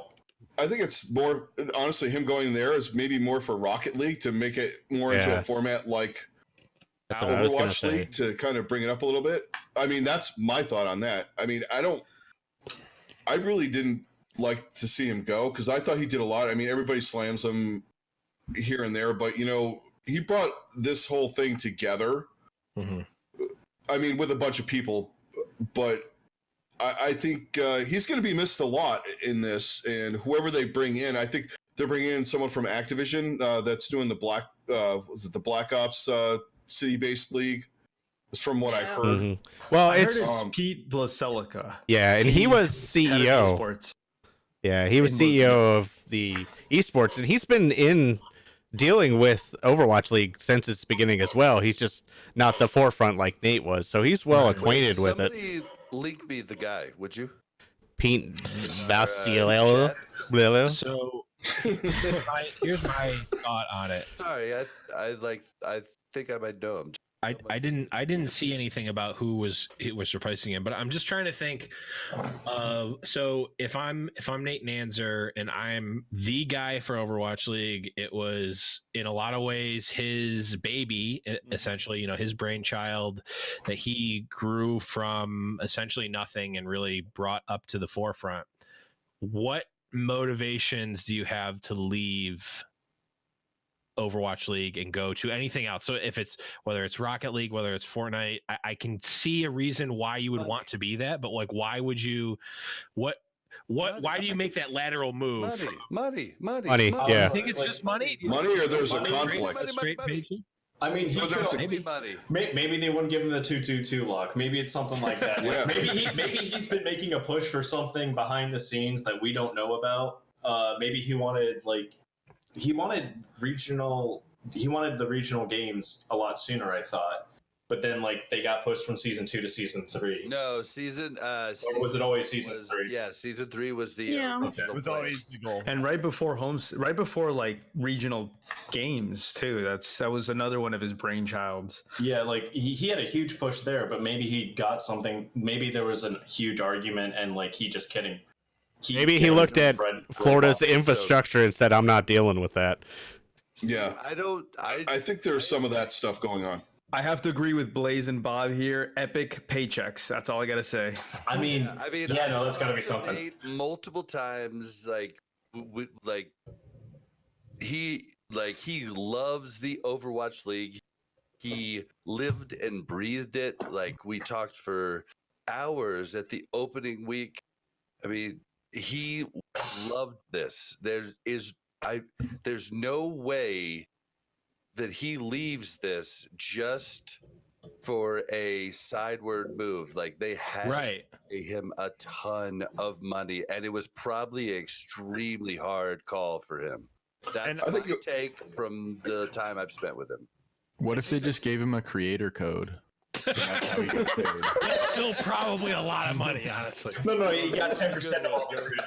People are using it. Yeah, I play games who hasn't showed up to the panel. Talk to me when I was talking to him a day or two ago. He was like, they probably gave him ownership in the company, not just a huge paycheck, but literal stock in the company. So, since we've been bringing a lot of things to traditional sports, I'm going to bring up somebody who some people may know if they're a Boston Red Sox fan or a Chicago Cubs fan, who is the head of both, who was the head of Boston, then became the head now of the Chicago Cubs. And why am I forgetting his name now? Gosh, I am doing. It's always great when you blink just like that. Well, yeah, no, I know who you're talking about. I don't know his name either. That's the worst part. Yeah. God, I regardless though, he was the general manager for the Boston Red Sox and helped end their streak of not winning, right? Now he's from Boston. He is a Boston fan. He helped Boston reach the promised land. His job was assured for the rest of his life as long as he wanted it. But he still goes to the Chicago Cubs. Theo Epstein. There you go. Oh, Epstein, yeah. Okay, so Theo Epstein is this guy who's the biggest Boston fan, helps his team that he's been rooting for since he, can remember, win a World Series. There's no way he could ever lose his job. And he goes to the Chicago Cubs and decides to take on that challenge. And why does he do it? Exactly that. It's a challenge. And this is something where if you look at it from Nate Nanzer's perspective, Overwatch League is already a success for sure. I mean, you look at what the league is doing and building into, the amount that they are selling as far as sponsorship ads and everything else, they are doing so well. Maybe he felt Bud Light and Coke as the two. I was about to say. Yeah, I was going to say that too. Yeah, that's Dilly. Sorry to cut you off. so you have Sour Patch Kids. you have already set this thing in motion that is going to be going in a way that you think it's going to be successful. Maybe he sees what's happening at Epic, because Epic is in a very delicate spot right now as it is, as far as their esports is concerned with Fortnite. And now that they're bringing in another one that hasn't been the most successful, but is such a fun thing to watch too. So when you look at bringing in Psyonix and bringing in Rocket League. So you have these other two IPs that he sees something that maybe he could potentially can create something even greater than what he was able to do with Overwatch League. Maybe that is part of what is the draw for him, because when you're a guy like Nate Nanzer, when you have all of that power as a commissioner, because that's what the commissioner is they are the be all end all. Well, and think of the contacts that he has after forming the Overwatch League for the last 2 years.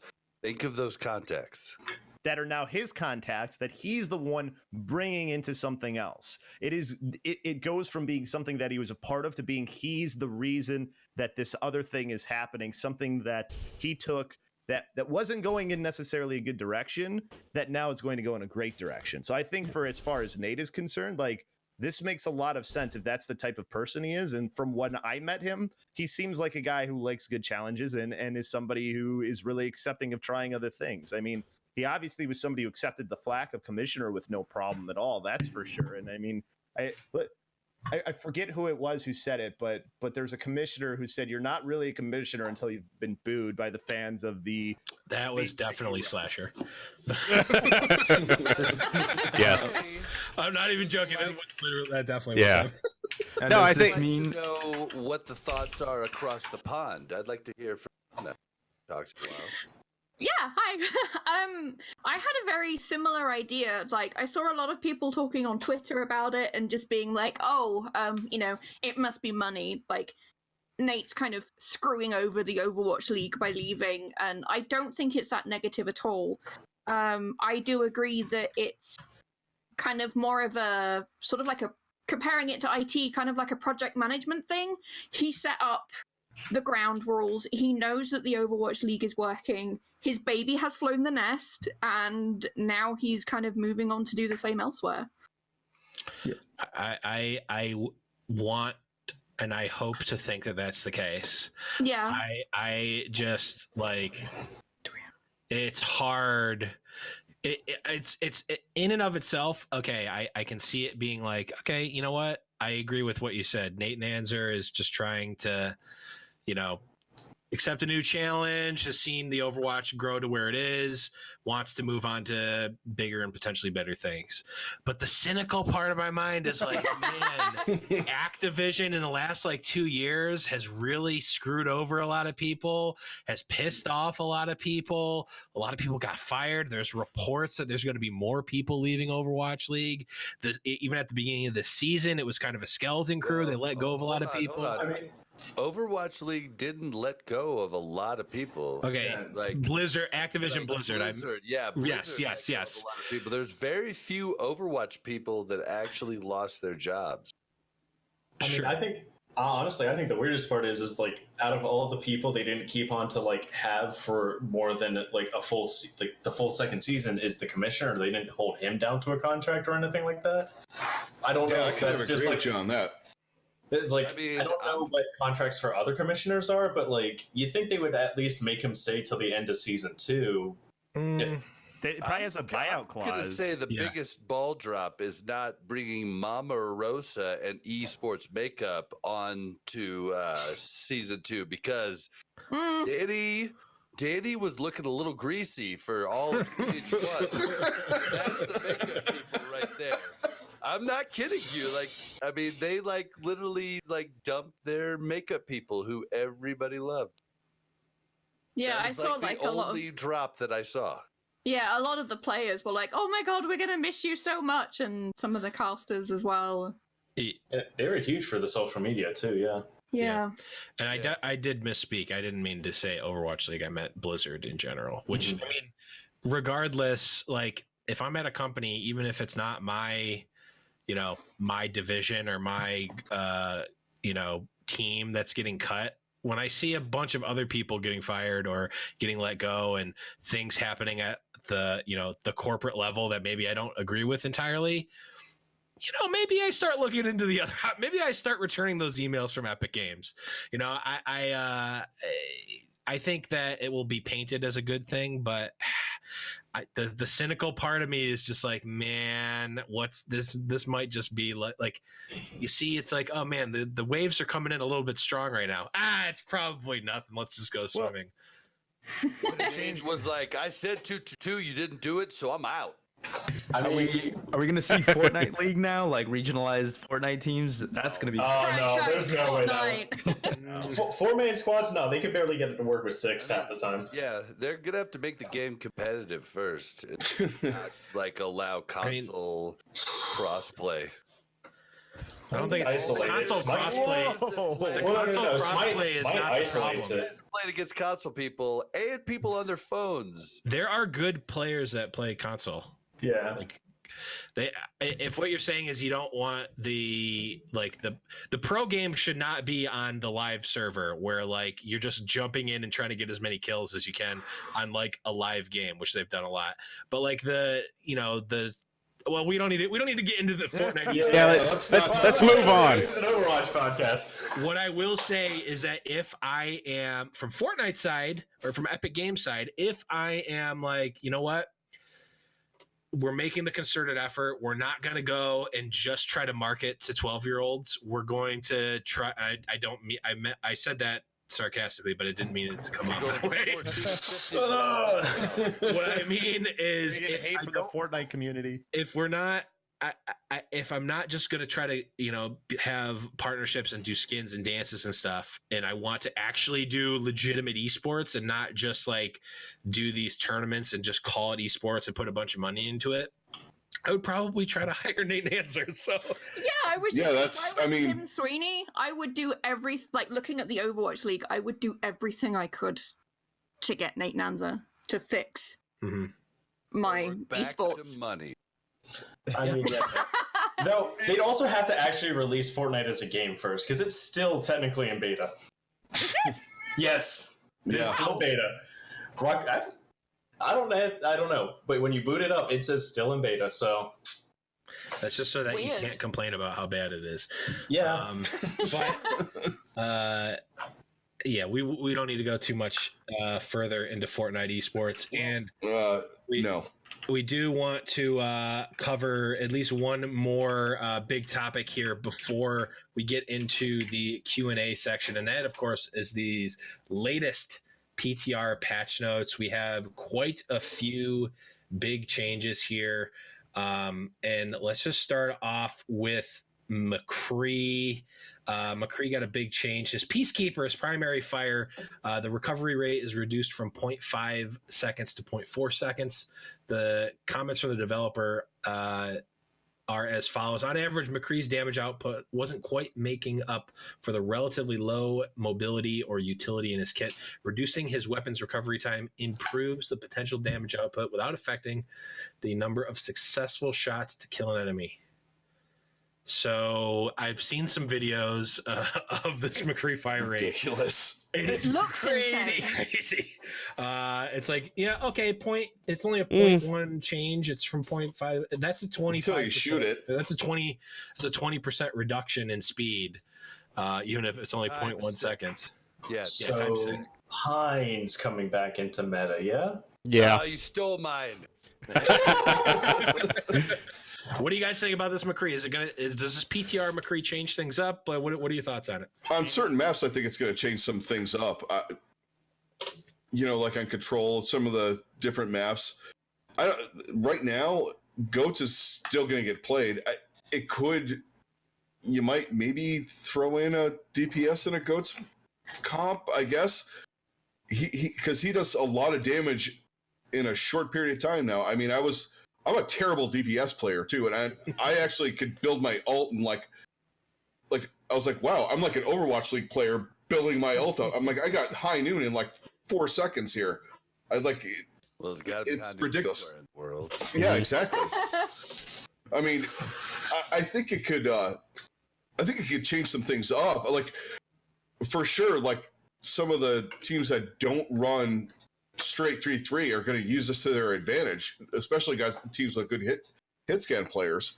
I think teams like even Shanghai, maybe obviously people are going to go to Chengdu, but I think a team like New York, like everyone's saying with Pine, could use something like that, or maybe London. You could use this on certain maps, but overall, Goats is still going to kick everything's ass at some point. I mean, right now. Yeah. Without 2-2-2. I mean, I like playing it because I'm a horrible DPS player, and if I can build my ult and look like a fucking hero, I'm all about that. Yeah, I mean, I always love seeing McCree. He's one of the most hype heroes that you can see actually played when he comes out, and you see those alt cancels just to reload a little bit faster. The Pine clips, Big Boss Pine was originated with McCree. Can't ask for better than that. I mean, does anyone think that maybe this can kill Goats? Unfortunately, with how No. we talked about how strong Goats is, like I don't think one character like McCree could do it. Like maybe. But what if he stop shot out Sombra. Torbjorn's? Yeah, I think If he shot Torbjorn, yeah, sure. Isn't that technically 2 heroes at that Hammering point? Torbjorns. You have to shoot hammering Torbjorns. Yeah, this could be the Hunter's nerf. This could be Jin. That's true. Jinmu getting screwed because he's the only one that plays Pharah. Oh, that's also true. And if New York's point. going to get Chengdu, they know what to do to stop that. Yep. Yeah. Pine gets to play in stage 3. Hey. Oh, man, I hope so. That Pine Yeah, trading he gets- card isn't going to go up in value if he sits the bench. He gets subbed in for one round, and they send him off, and then the entire team's like, "Oh, it was nice seeing you. Bye." That's fine. That's you know what? I'm fine. I am fine with Pine only coming in like once a map, like or once for one map a set. It's just so hype when he comes in. It's great. I mean, honestly, the biggest thing in this patch is the assault match, the assault map change. Oh yeah, definitely. Yeah, let's. Less snowballs yeah. and less time. Like, how many times have you guys been on an assault map? Point And it'd one- been over before you revive. No. Point one. You guys hold it till overtime. You're like, yeah, we did a And you gotta good hold job. And then Point B on Hanamura for like a day and a half. yeah, 4 minutes pop on the clock. So I think that's a big change. I mean that, and then also the fact that like them making it so then when you die, everybody who died as a defender gets reset to 3.5 seconds. That's huge because as a Winston player, I will jump on the point, specifically waste their time, die, and then not be able to make it back for the defense on the second point. So like that's nice for me. I don't know how useful that'll be in Overwatch League where like that doesn't mean that much to some people. You'll see more last minute contests for sure. Yeah, and the snowball is definitely real in the Overwatch League too. But Spider, you were saying last minute. The last minute contests are really going to change with this change if they get this in by stage 3. But honestly, we're probably looking at like stage 4 at this point. They totally are putting this in stage 3. You're crazy. You think so? You think I- we haven't heard I anything yet? think so. But yeah, I would hope so, but yeah. yeah, I would hope so. But yeah, because it basically, to his point, like if you jumped in late, you were basically playing the game mode wrong. Because you were staggering yourself, you were setting your whole team up for basically a loss, and that just exponentially went up as the ranks went up to Overwatch League. So I think this is a good change. I actually still think the Diva change is the biggest change, just because the nerf to defense matrix is like a 70% nerf to her volume. I mean, I don't think it's enough to really 33% nerf. It's a 33% nerf to time. Or distance, but it's a 70% nerf to volume. Because it's a cone. Yep. Right. You're exactly right. So if you take the whole area around her that she used to be able to defense matrix, she loses over 70% of that volume. So it's a really good it's point. bigger than most people think. And there's a new graphic, so it's much more noticeable now. So at least for me, I had trouble seeing the defense matrix when it was up, so I kind of had to really look for it and stuff, and it would get lost in Moiras and all that stuff, which Overwatch League pros probably don't have that problem. But I think that is the biggest change, because I think that's going to make it much harder for divas to play more aggressive. They're going to have to position a lot more aggressively and get punished more for it. So I think that is the biggest intrinsic change. I do agree that the assault changes are very big, but it only affects one map type out of 4 that we're seeing in Overwatch League. So, and that's also a big debuff to dive if you wanted to do dive too. The only counter argument I've come up with that is that makes Zarya that much stronger. Like it does help goats as well as hurt goats. So now that you have the smaller defense matrix, Zarya gets a little bit of a buff off there. But I think people are underestimating how big of a difference this diva change is going to be. Like if you've listened to any of the diva players, and you just pointed it out to me. So yeah, I think a lot of people are definitely not thinking about that. I hadn't thought. I play a lot of diva, and I hadn't thought about it at all. Like I looked at it and went, okay, so 15 meters to 10 meters.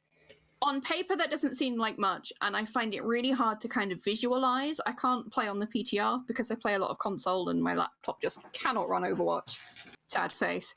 So on paper, I think, well, I can't really picture that. But then remembering it's a cone and thinking about that 70%, I'm terrified. I think it's something that affects the Overwatch League more than it does some of the lower levels because of how defense matrix is used at the highest levels, especially when you consider that Graviton Surge is already one of the hardest alts to eat, because I forget what pro player it was that posted this to Twitter, but they posted a clip showing that Graviton Surge comes out before the voice line happens. So it is so much about reaction timing and just predicting to even eat a grab. So now you've just limited the amount of range that you have to try and eat that. It just became so much harder. So, Fury's still going to be good regardless, I think, anyways. But Diva's been part of every single meta for the most part. Yeah. So any chance to maybe try and get her out and try and push something else in would be nice. So I'm okay with that change for sure. Yeah, there was it wasn't a dev update. It was it was Jeff Goodman on a streamer residency and just kind of chatting to one of the streamers. And he mentioned a few months back that they were desperate to try and take Diva away from the Overwatch League a little bit because she is played in nearly every match. And they were like, they were having a really tough time nerfing her. They'd wanted to do it for some time, but they didn't want to do it in such a way that would harm her too much. And they were like, defense matrix is her most powerful piece of kit, so it will probably be that, but they weren't sure. So we'll see how this one plays out. Oh, and to give you why I say that this is definitely in stage 3 is because Jeff did an interview with Stylosa, and he said we would have the replay system in stage 3, which just you put 2 and 2 together. Yeah. That's coming with the patch. So these changes are going to be in as well. Hey guys, sunrise.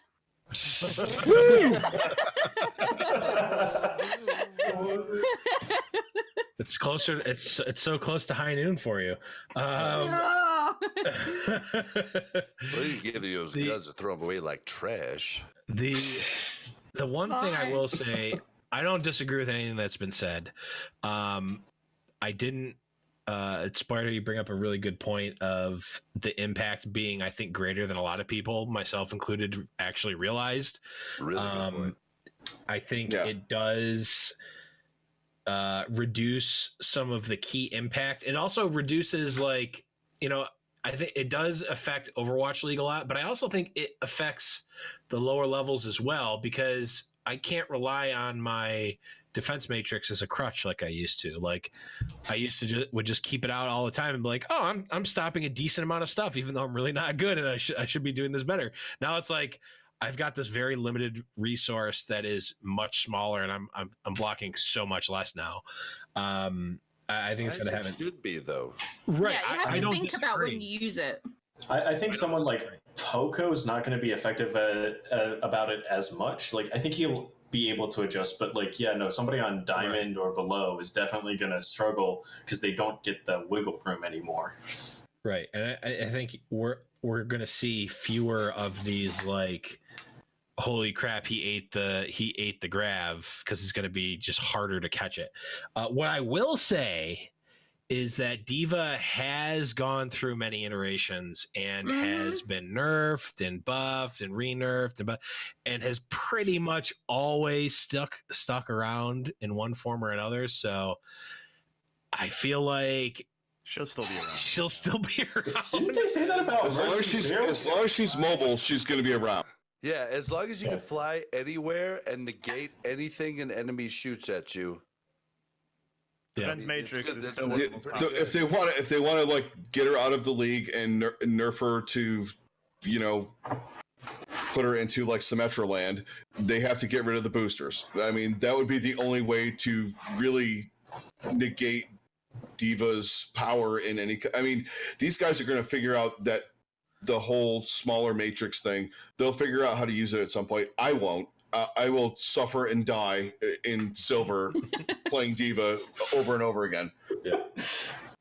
But the point is the mobility is the whole thing with D.Va. I mean, Roadhog's a big meat bag. I mean, he's got essentially the same amount of hit points, plus he has the breather. But the problem is he does not move as fast as her. So that's their whole thing, is she can move around. I mean, granted, it's going to be smaller. They'll figure out how to use it. In my opinion, they'll figure out how to use it. Maybe they won't use her as much. So are you saying give Roadhog boosters? Like, oh yeah, no, give them wings. To the workshop. Let Roadhog fly. Shoot up? No. Let Roadhog wall climb. No, let Roadhog use. You can take his hook and shoot it into the ground underneath you, and he shoots up like it's a rocket propelled hook. No, he just swings it around like a helicopter. No. He's got to lasso himself places. He spins it so fast it's like a helicopter. I like that one the most. Oh god. Those are all great ideas. Jump pack. Okay. Anyone that's workshop coding, can we get on this? Someone make the workshop, please. Let's go. Flying Roadhog. Oh, what's the first character? When Roadhogs fly. We have an episode called When Hogs Fly, and we spoke about this exact same thing, including the helicopter. I mean, someone did, early on in the workshop, someone did, retune the Roadhog hook to where it was like the Widow hook. That's frightening. That's terrifying. That's a hard pass for me. That's awesome. You just look out and the Numbani sun is blocked out by Roadhog just falling. Hey, he's not fat, he's big boned. He's also fat. We've got we're going to be cutting over to Twitch chat and Twitter questions in just a few minutes. So if you are in Twitch chat, throw your questions in, or you can go on Twitter and tweet the hashtag OWLPodQ, and we will be taking as many questions as we can in just about 5 minutes. One last thing I wanted to talk about here in the Overwatch and Overwatch League world was something that is very near and dear to my heart personally, and that's Overwatch League trading cards. They're coming out. Yeah. They've partnered with Upper Deck, one of the OGs of trading cards back from the 90s, and I believe maybe even the 80s as well. We're getting on June 18th, which is 2 days before my birthday. Just for anyone. That's 1 day before mine. So do you have a PO box? Do you want to plug a PO box as well?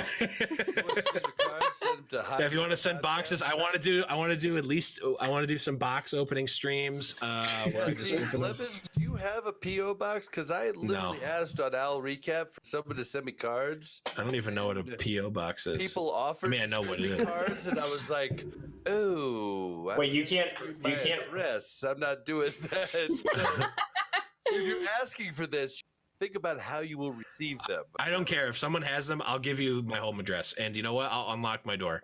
But I mean, you're a brave friend. Brave. That's a word. But yeah.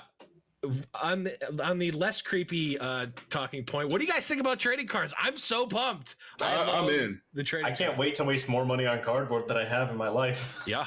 I mean, I'm older, so like in the early 90s, I was way into. I did mostly football and hockey and basketball, but I would go to card shows. I was into the Upper Decks shit. I got into I think I talked about it on one of our shows. I got into a weird argument with Alonzo Mourning about a Upper Deck card when he was graduating from Georgetown. It's a whole thing. It was nearly a big. Hold on. Here's a question for you then. All right. Should they include a stick of gum? No. Gum screws up the cards, man. And dude, okay, I would rather chew the cards than that gum. Holy shit! But like Tops. No, you need a redeeming code. Yeah, I always threw that card out. Codes, man. Yeah, I need in-game gum. I don't want real gum. I want in-game gum for my players to chew. You let your character chew gum if you get the in-game code? Oh, you get the in-game code. It's single use. This episode brought to you by you can spit it out.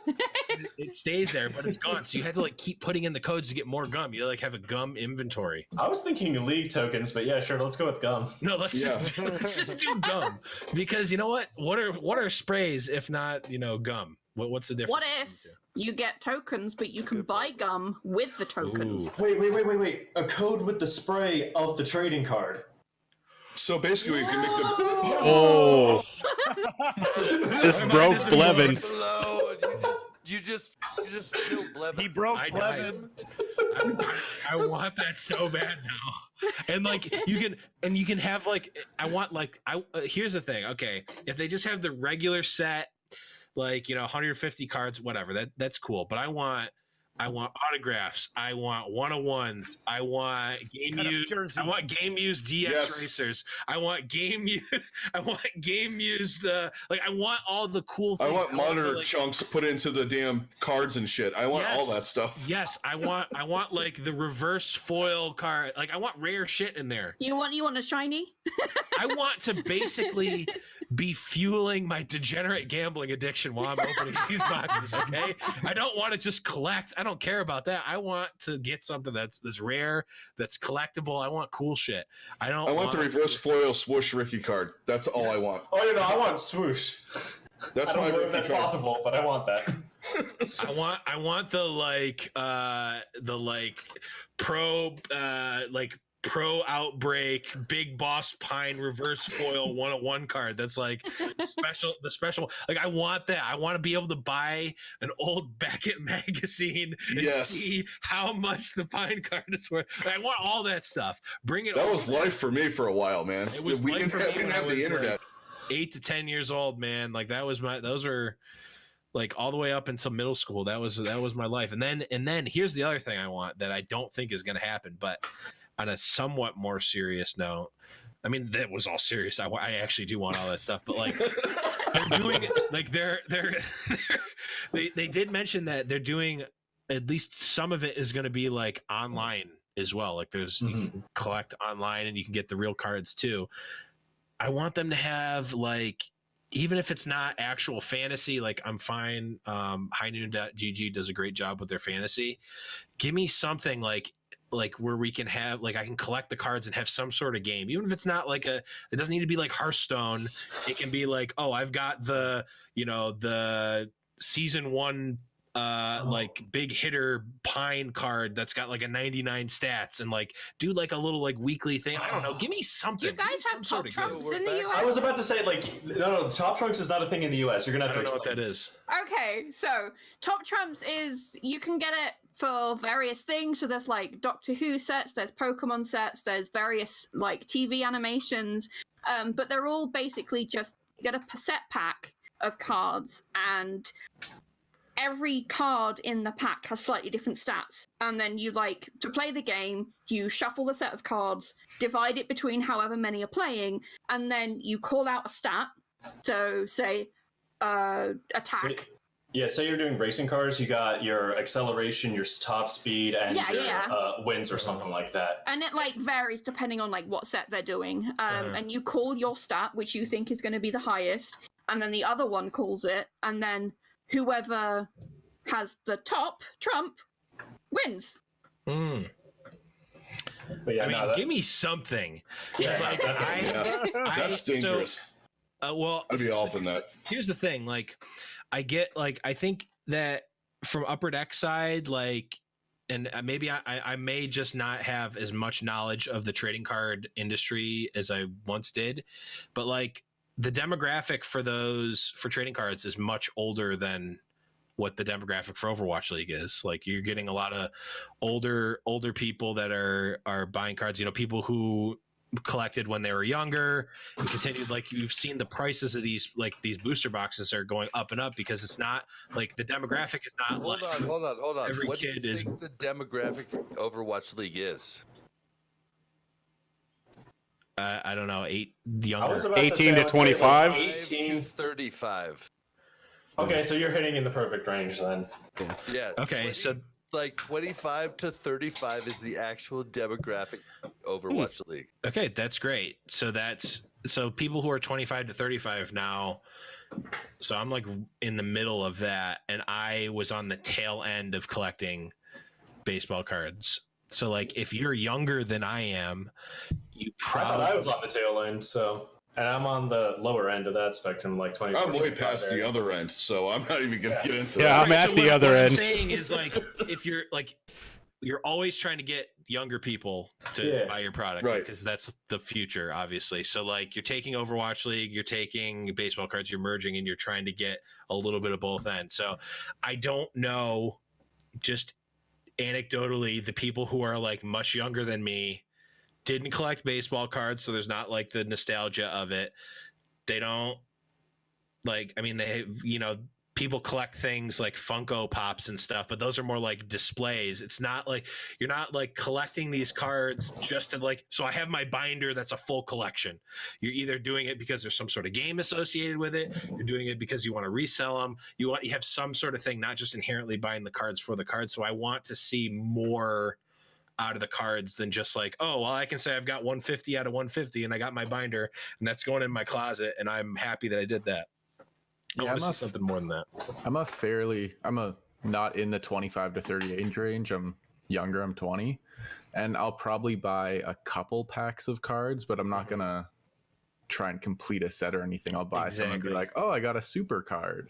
Or like, what if there was like a game or something associated with it? Would that be enticing at all?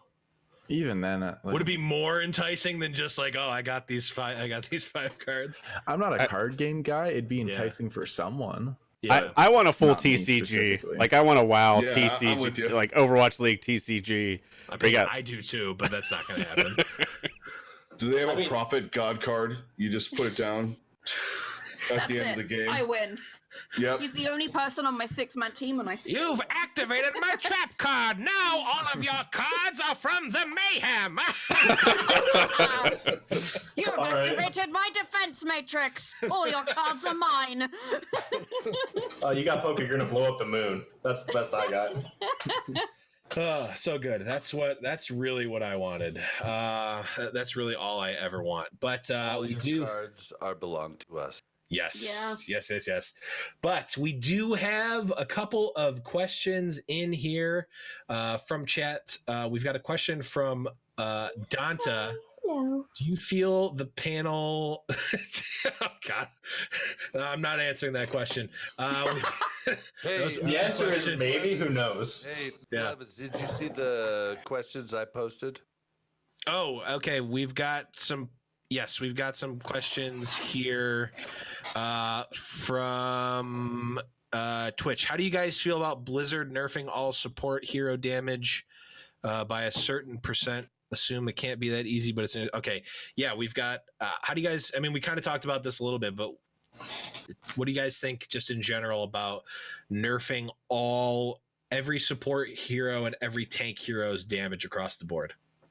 I don't know if you necessarily need to do support, but tank is something I definitely support. Mm-hmm. I mean, if you're nerfing support, I would imagine maybe they meant support healing, because that I think across the board could be lower and would make the game a little bit better too.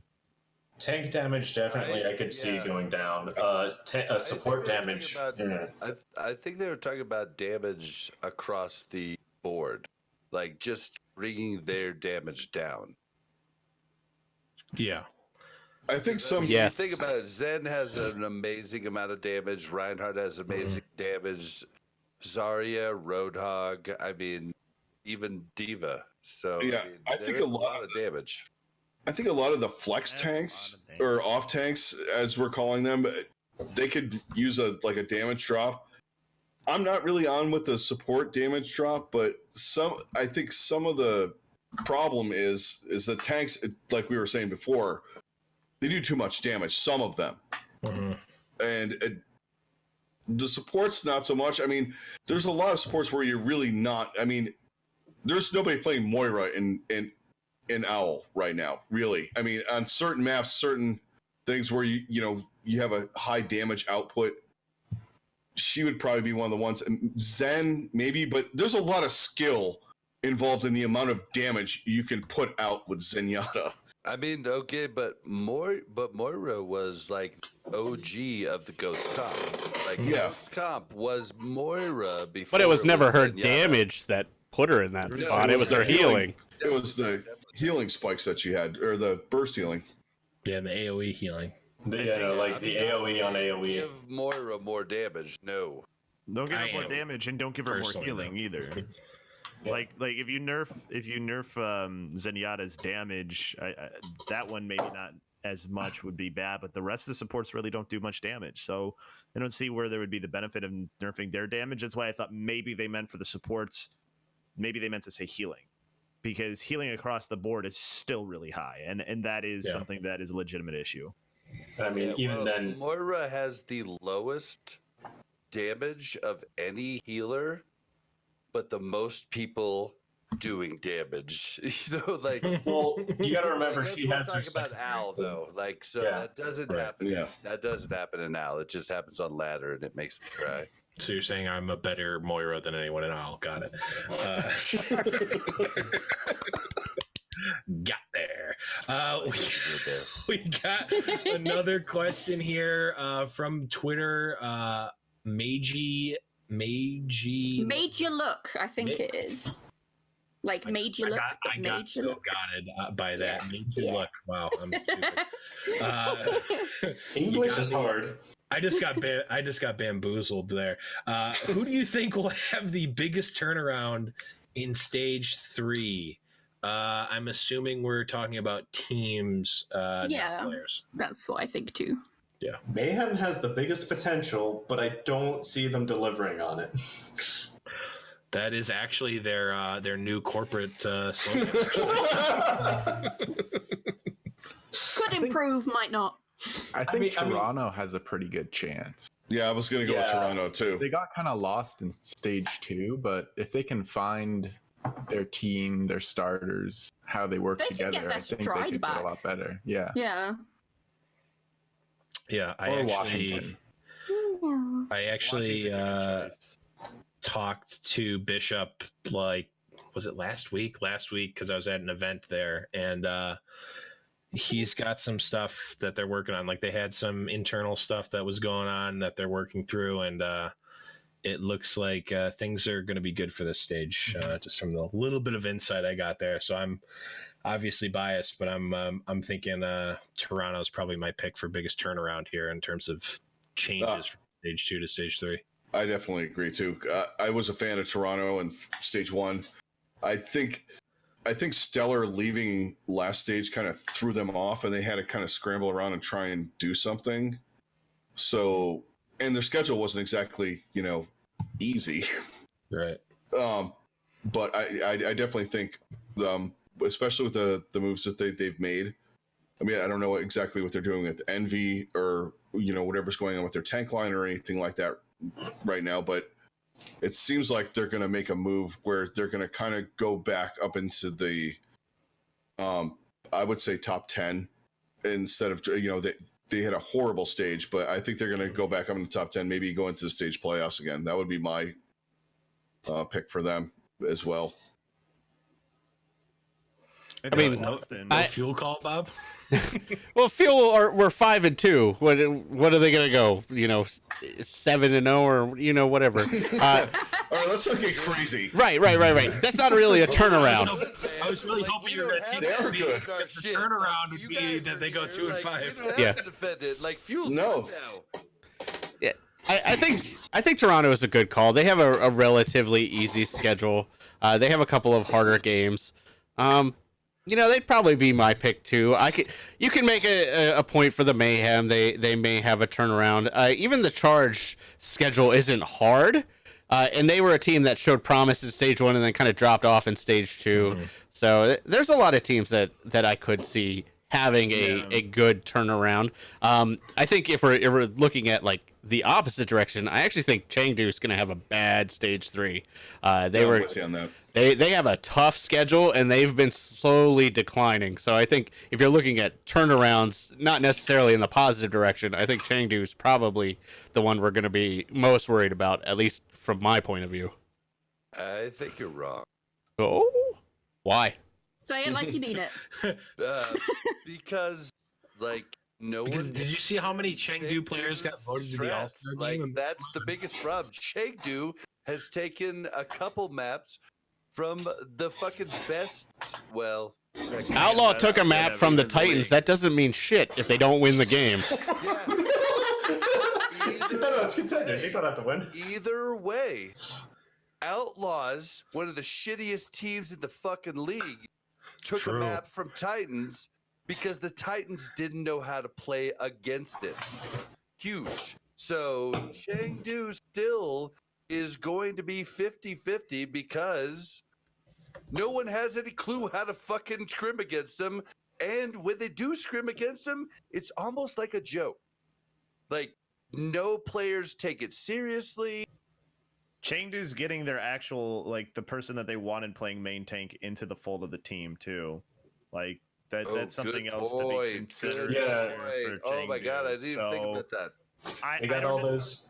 I don't see them as being one that would be going the other way. I think Boston is somebody that people should consider as maybe going upward after they had a kind of rocky end of their stage. I mean, You that's gotta a say team that with like a- Boston. listen, I'm from Chicago. Okay, we kind of Fucking Boston. Boston. But yeah, no, There, Chicago, they do things a little differently. Okay, so we, I you know, love it. it's just a little bit different. But that would be one that I think, as far as going up, as far as down, I mean, Seoul is still kind of a weird team and sort of in a flux. Like, I still don't know what's going on with them. And To play Fisher or not to play Fisher? well, I actually like Marvell. I actually was a big proponent of him being the main tanks over Fissure. I know that's crazy. Not many people have said that, but I mean, I thought Marvell was not one of their issues. I thought that their issues were in other areas. So that is one that could potentially be one that goes the other way. I don't know. Seoul the middle of the pack is really weird because teams could go up, teams could go down. There's just this giant blob, and you could either be at the ass end of it or you can be at the top. And even if you're at the ass end, you can probably still beat anybody at the top. I mean, the only other person I can think of other team I can think of is the Valiant. What do you guys think about the potential with them? Because they did trade a lot of people for Fate. I think chance of them moving up? I think they stay where they're at. They're kind of integrating a whole bunch of people into their lineup. Yeah, they're going to be. They're making 15 5-year moves, not yeah, stage moves. Like exactly. They're trying to be the shock. They're trying to be the best working for the content future in the Overwatch League. The Custom News Network is definitely something you guys should check out for the Valiant. I've seen that. It's pretty good. Yeah, it is good. And he's smarter than Goat's Cup, so, or at least. Yeah, I totally tried to pull out of him. Like, I would have. Hold on, someone clip that. Someone clip Bob saying, "I totally tried to pull out of him." Please. I was. That's our show tonight, guys. Thank you for coming. Started over. Tell me, and he goes, no comment. See, he's trained me well, and I was like, come on. We are friends here. I'm not going to report this. And he was like, no comment. I was like, all right, well, I'll buy you a beer. What do you want? And that was literally how it went. But like, I'm pretty sure like there was some dissent in there, and that's why Custa wasn't starting at the start of the year. Yeah, I mean, I think. At 0-7 in the first stage, and then not. I don't even remember how many. Would they get 2 wins in stage 2? 2 or 3? Three. Okay. Yeah, they're out. Right. They're maybe not mathematically out. They're not mathematically out. Card shit. So they are not out. They've got a shot. But if I'm very slim one. If I have the option to build something for next season or for this season, if I'm in the LA Valiant spot, I'm going for next season. Oh yeah, definitely. Same thing with the Mayhem in Washington and a couple of those teams. You got to build for next year. Even after you had an abysmal stage 1, it's pretty much over because you're not going to go back from that. Like, something you have to think about though is this season we have something we did not have last season. We have a chance for bottom feeders to get into the playoffs with a single tournament,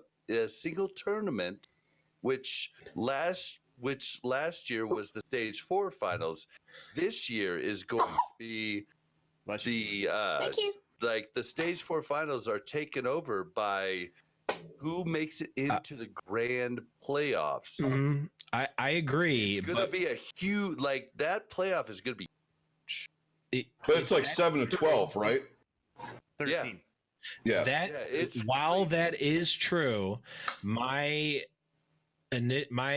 I postulate is that if you're not a top 3 to 5 team, you might as well be the bottom team in terms of popularity, in terms of social, because it's like at the end of the day, the Overwatch League team is not just about winning, because it doesn't matter, right? Last year, if Dallas had made it into the grand finals, they might have had a chance to win it. Yeah. Yeah. Okay. Yeah. Think but how popular, how successful? If my aunt had balls, she'd be my uncle too. Okay. But I'm sorry. Wait. Well, okay. To Bob's point, though, winning, and to go what you're saying, Blevins, winning goes along with popularity. Teams that win tend to end up being popular teams. Except for Houston. I said it. Hi. Sorry. Houston's a special case, though. I mean, listen, the Chicago Cubs existed for a long time as the lovable losers, right? True. So you can be the lovable losers and still be extremely popular. I think the point is that if you're a team building for the future, there's no reason to think that you can't win now because of the ability to get in with the play-in games, but also the ability to still win stage 3. So there's still prize money that's on the line. You can still see with what you're building, if these things are worth it, if they can maybe squeak their way into a playoff spot that they otherwise probably shouldn't have. So I think if you're just bottoming out, that makes no sense because Well, I you're don't not think they're seeing bottoming out. I just think that like you're not necessarily picking the best players for this meta or that are going to be super good right now. It's like, oh, let's invest in players that are more well-rounded that we can hone in on at another time. I don't know. Maybe that's not what they're doing because, like, I don't think that them losing is a good thing.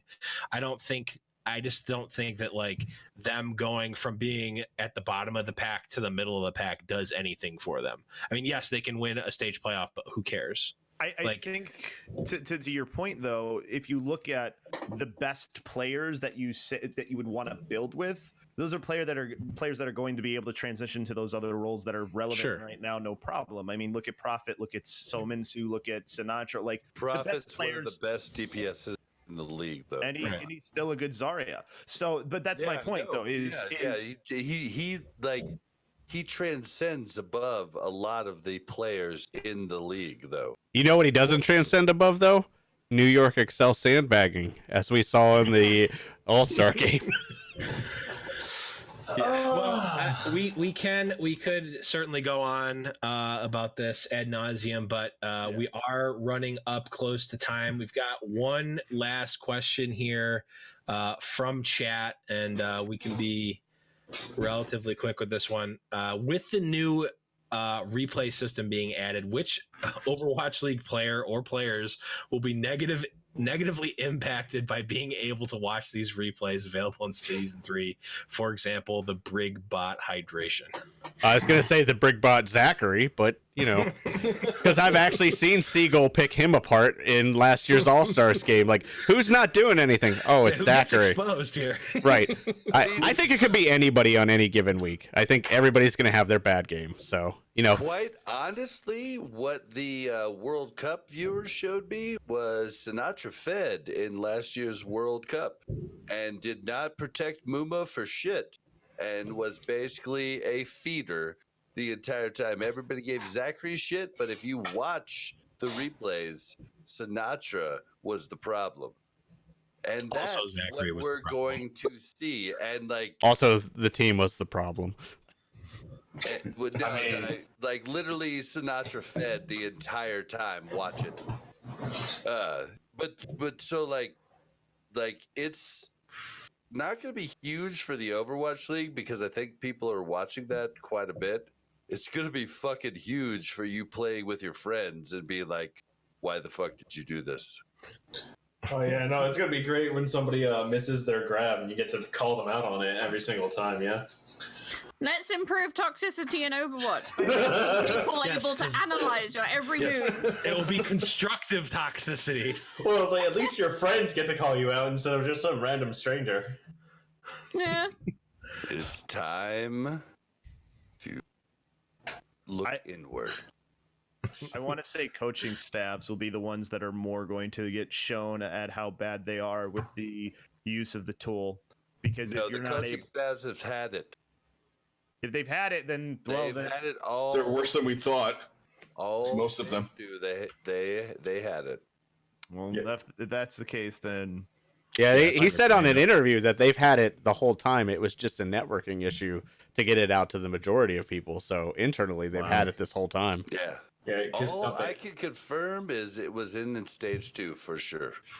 Yeah, I know about the stage 2 when people were talking about it, but like for the Overwatch League, I don't see it to be that huge of a thing because I'm pretty sure they have VODs and spectators recorded for them. I don't know 100% on that one, but like I feel like they have enough resources to be able to look at their stuff and figure out who's doing what during scrims as well.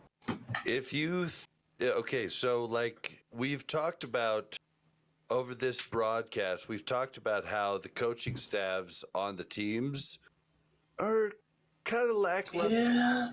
So with this, they're going to be able to watch YouTube videos of amateurs talking about what they did wrong, and these coaches are going to learn, and they are going to adapt, and they are going to get better. Hold up, was Season 2 just outsourced to the crowd?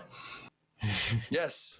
Workshop replays. That seems to be a going theme now. Stage 3, we can all go and make our own videos critiquing what went wrong and what didn't. Yep. And then these coaches We'll all find coaching who- jobs over the current coaches. Reddit's going to be employed. Let's go.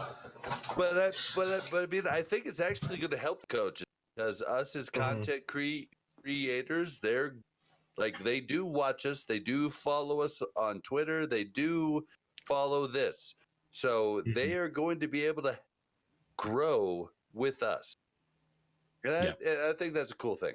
I mean, it'll definitely up the ante, yeah. I do think it is a huge boon for content creators. Oh yeah, being able to do that, it's amazing for sure, and being able to see alternate alternate lines, alternate sites, and angles from some awesome plays is going to be really cool. Can't wait to see what people who are much more talented than me can put together for using these. But guys, that's going to be it for this podcast panel. I know we're all up very late, some up later than others. Good morning. Up earlier. I was gonna say it's early at this point, right? Right, Yeah, it's it's early. now 10 to 6 in the morning. Oh, very nice. Just in time for tea, yeah? Breakfast. About time to get some coffee. Or no, you have tea over there in Europe, right? That's true. We There's have no to- coffee well, in it's Europe, like- actually. They No, do it's have tea coffee, and too, coffee. Bob. Yeah, Yeah. whatever you want. Contrary to possibility. Sorry, Just I let him thought I believe. would have a cup of tea. All right, We do and have well, before we Starbucks hear over more here as Blazing Bob accents, let's cut this one to an end. Thank you, everyone, for listening. Huge shout outs again to Totally Drunk for setting this up and getting everyone here.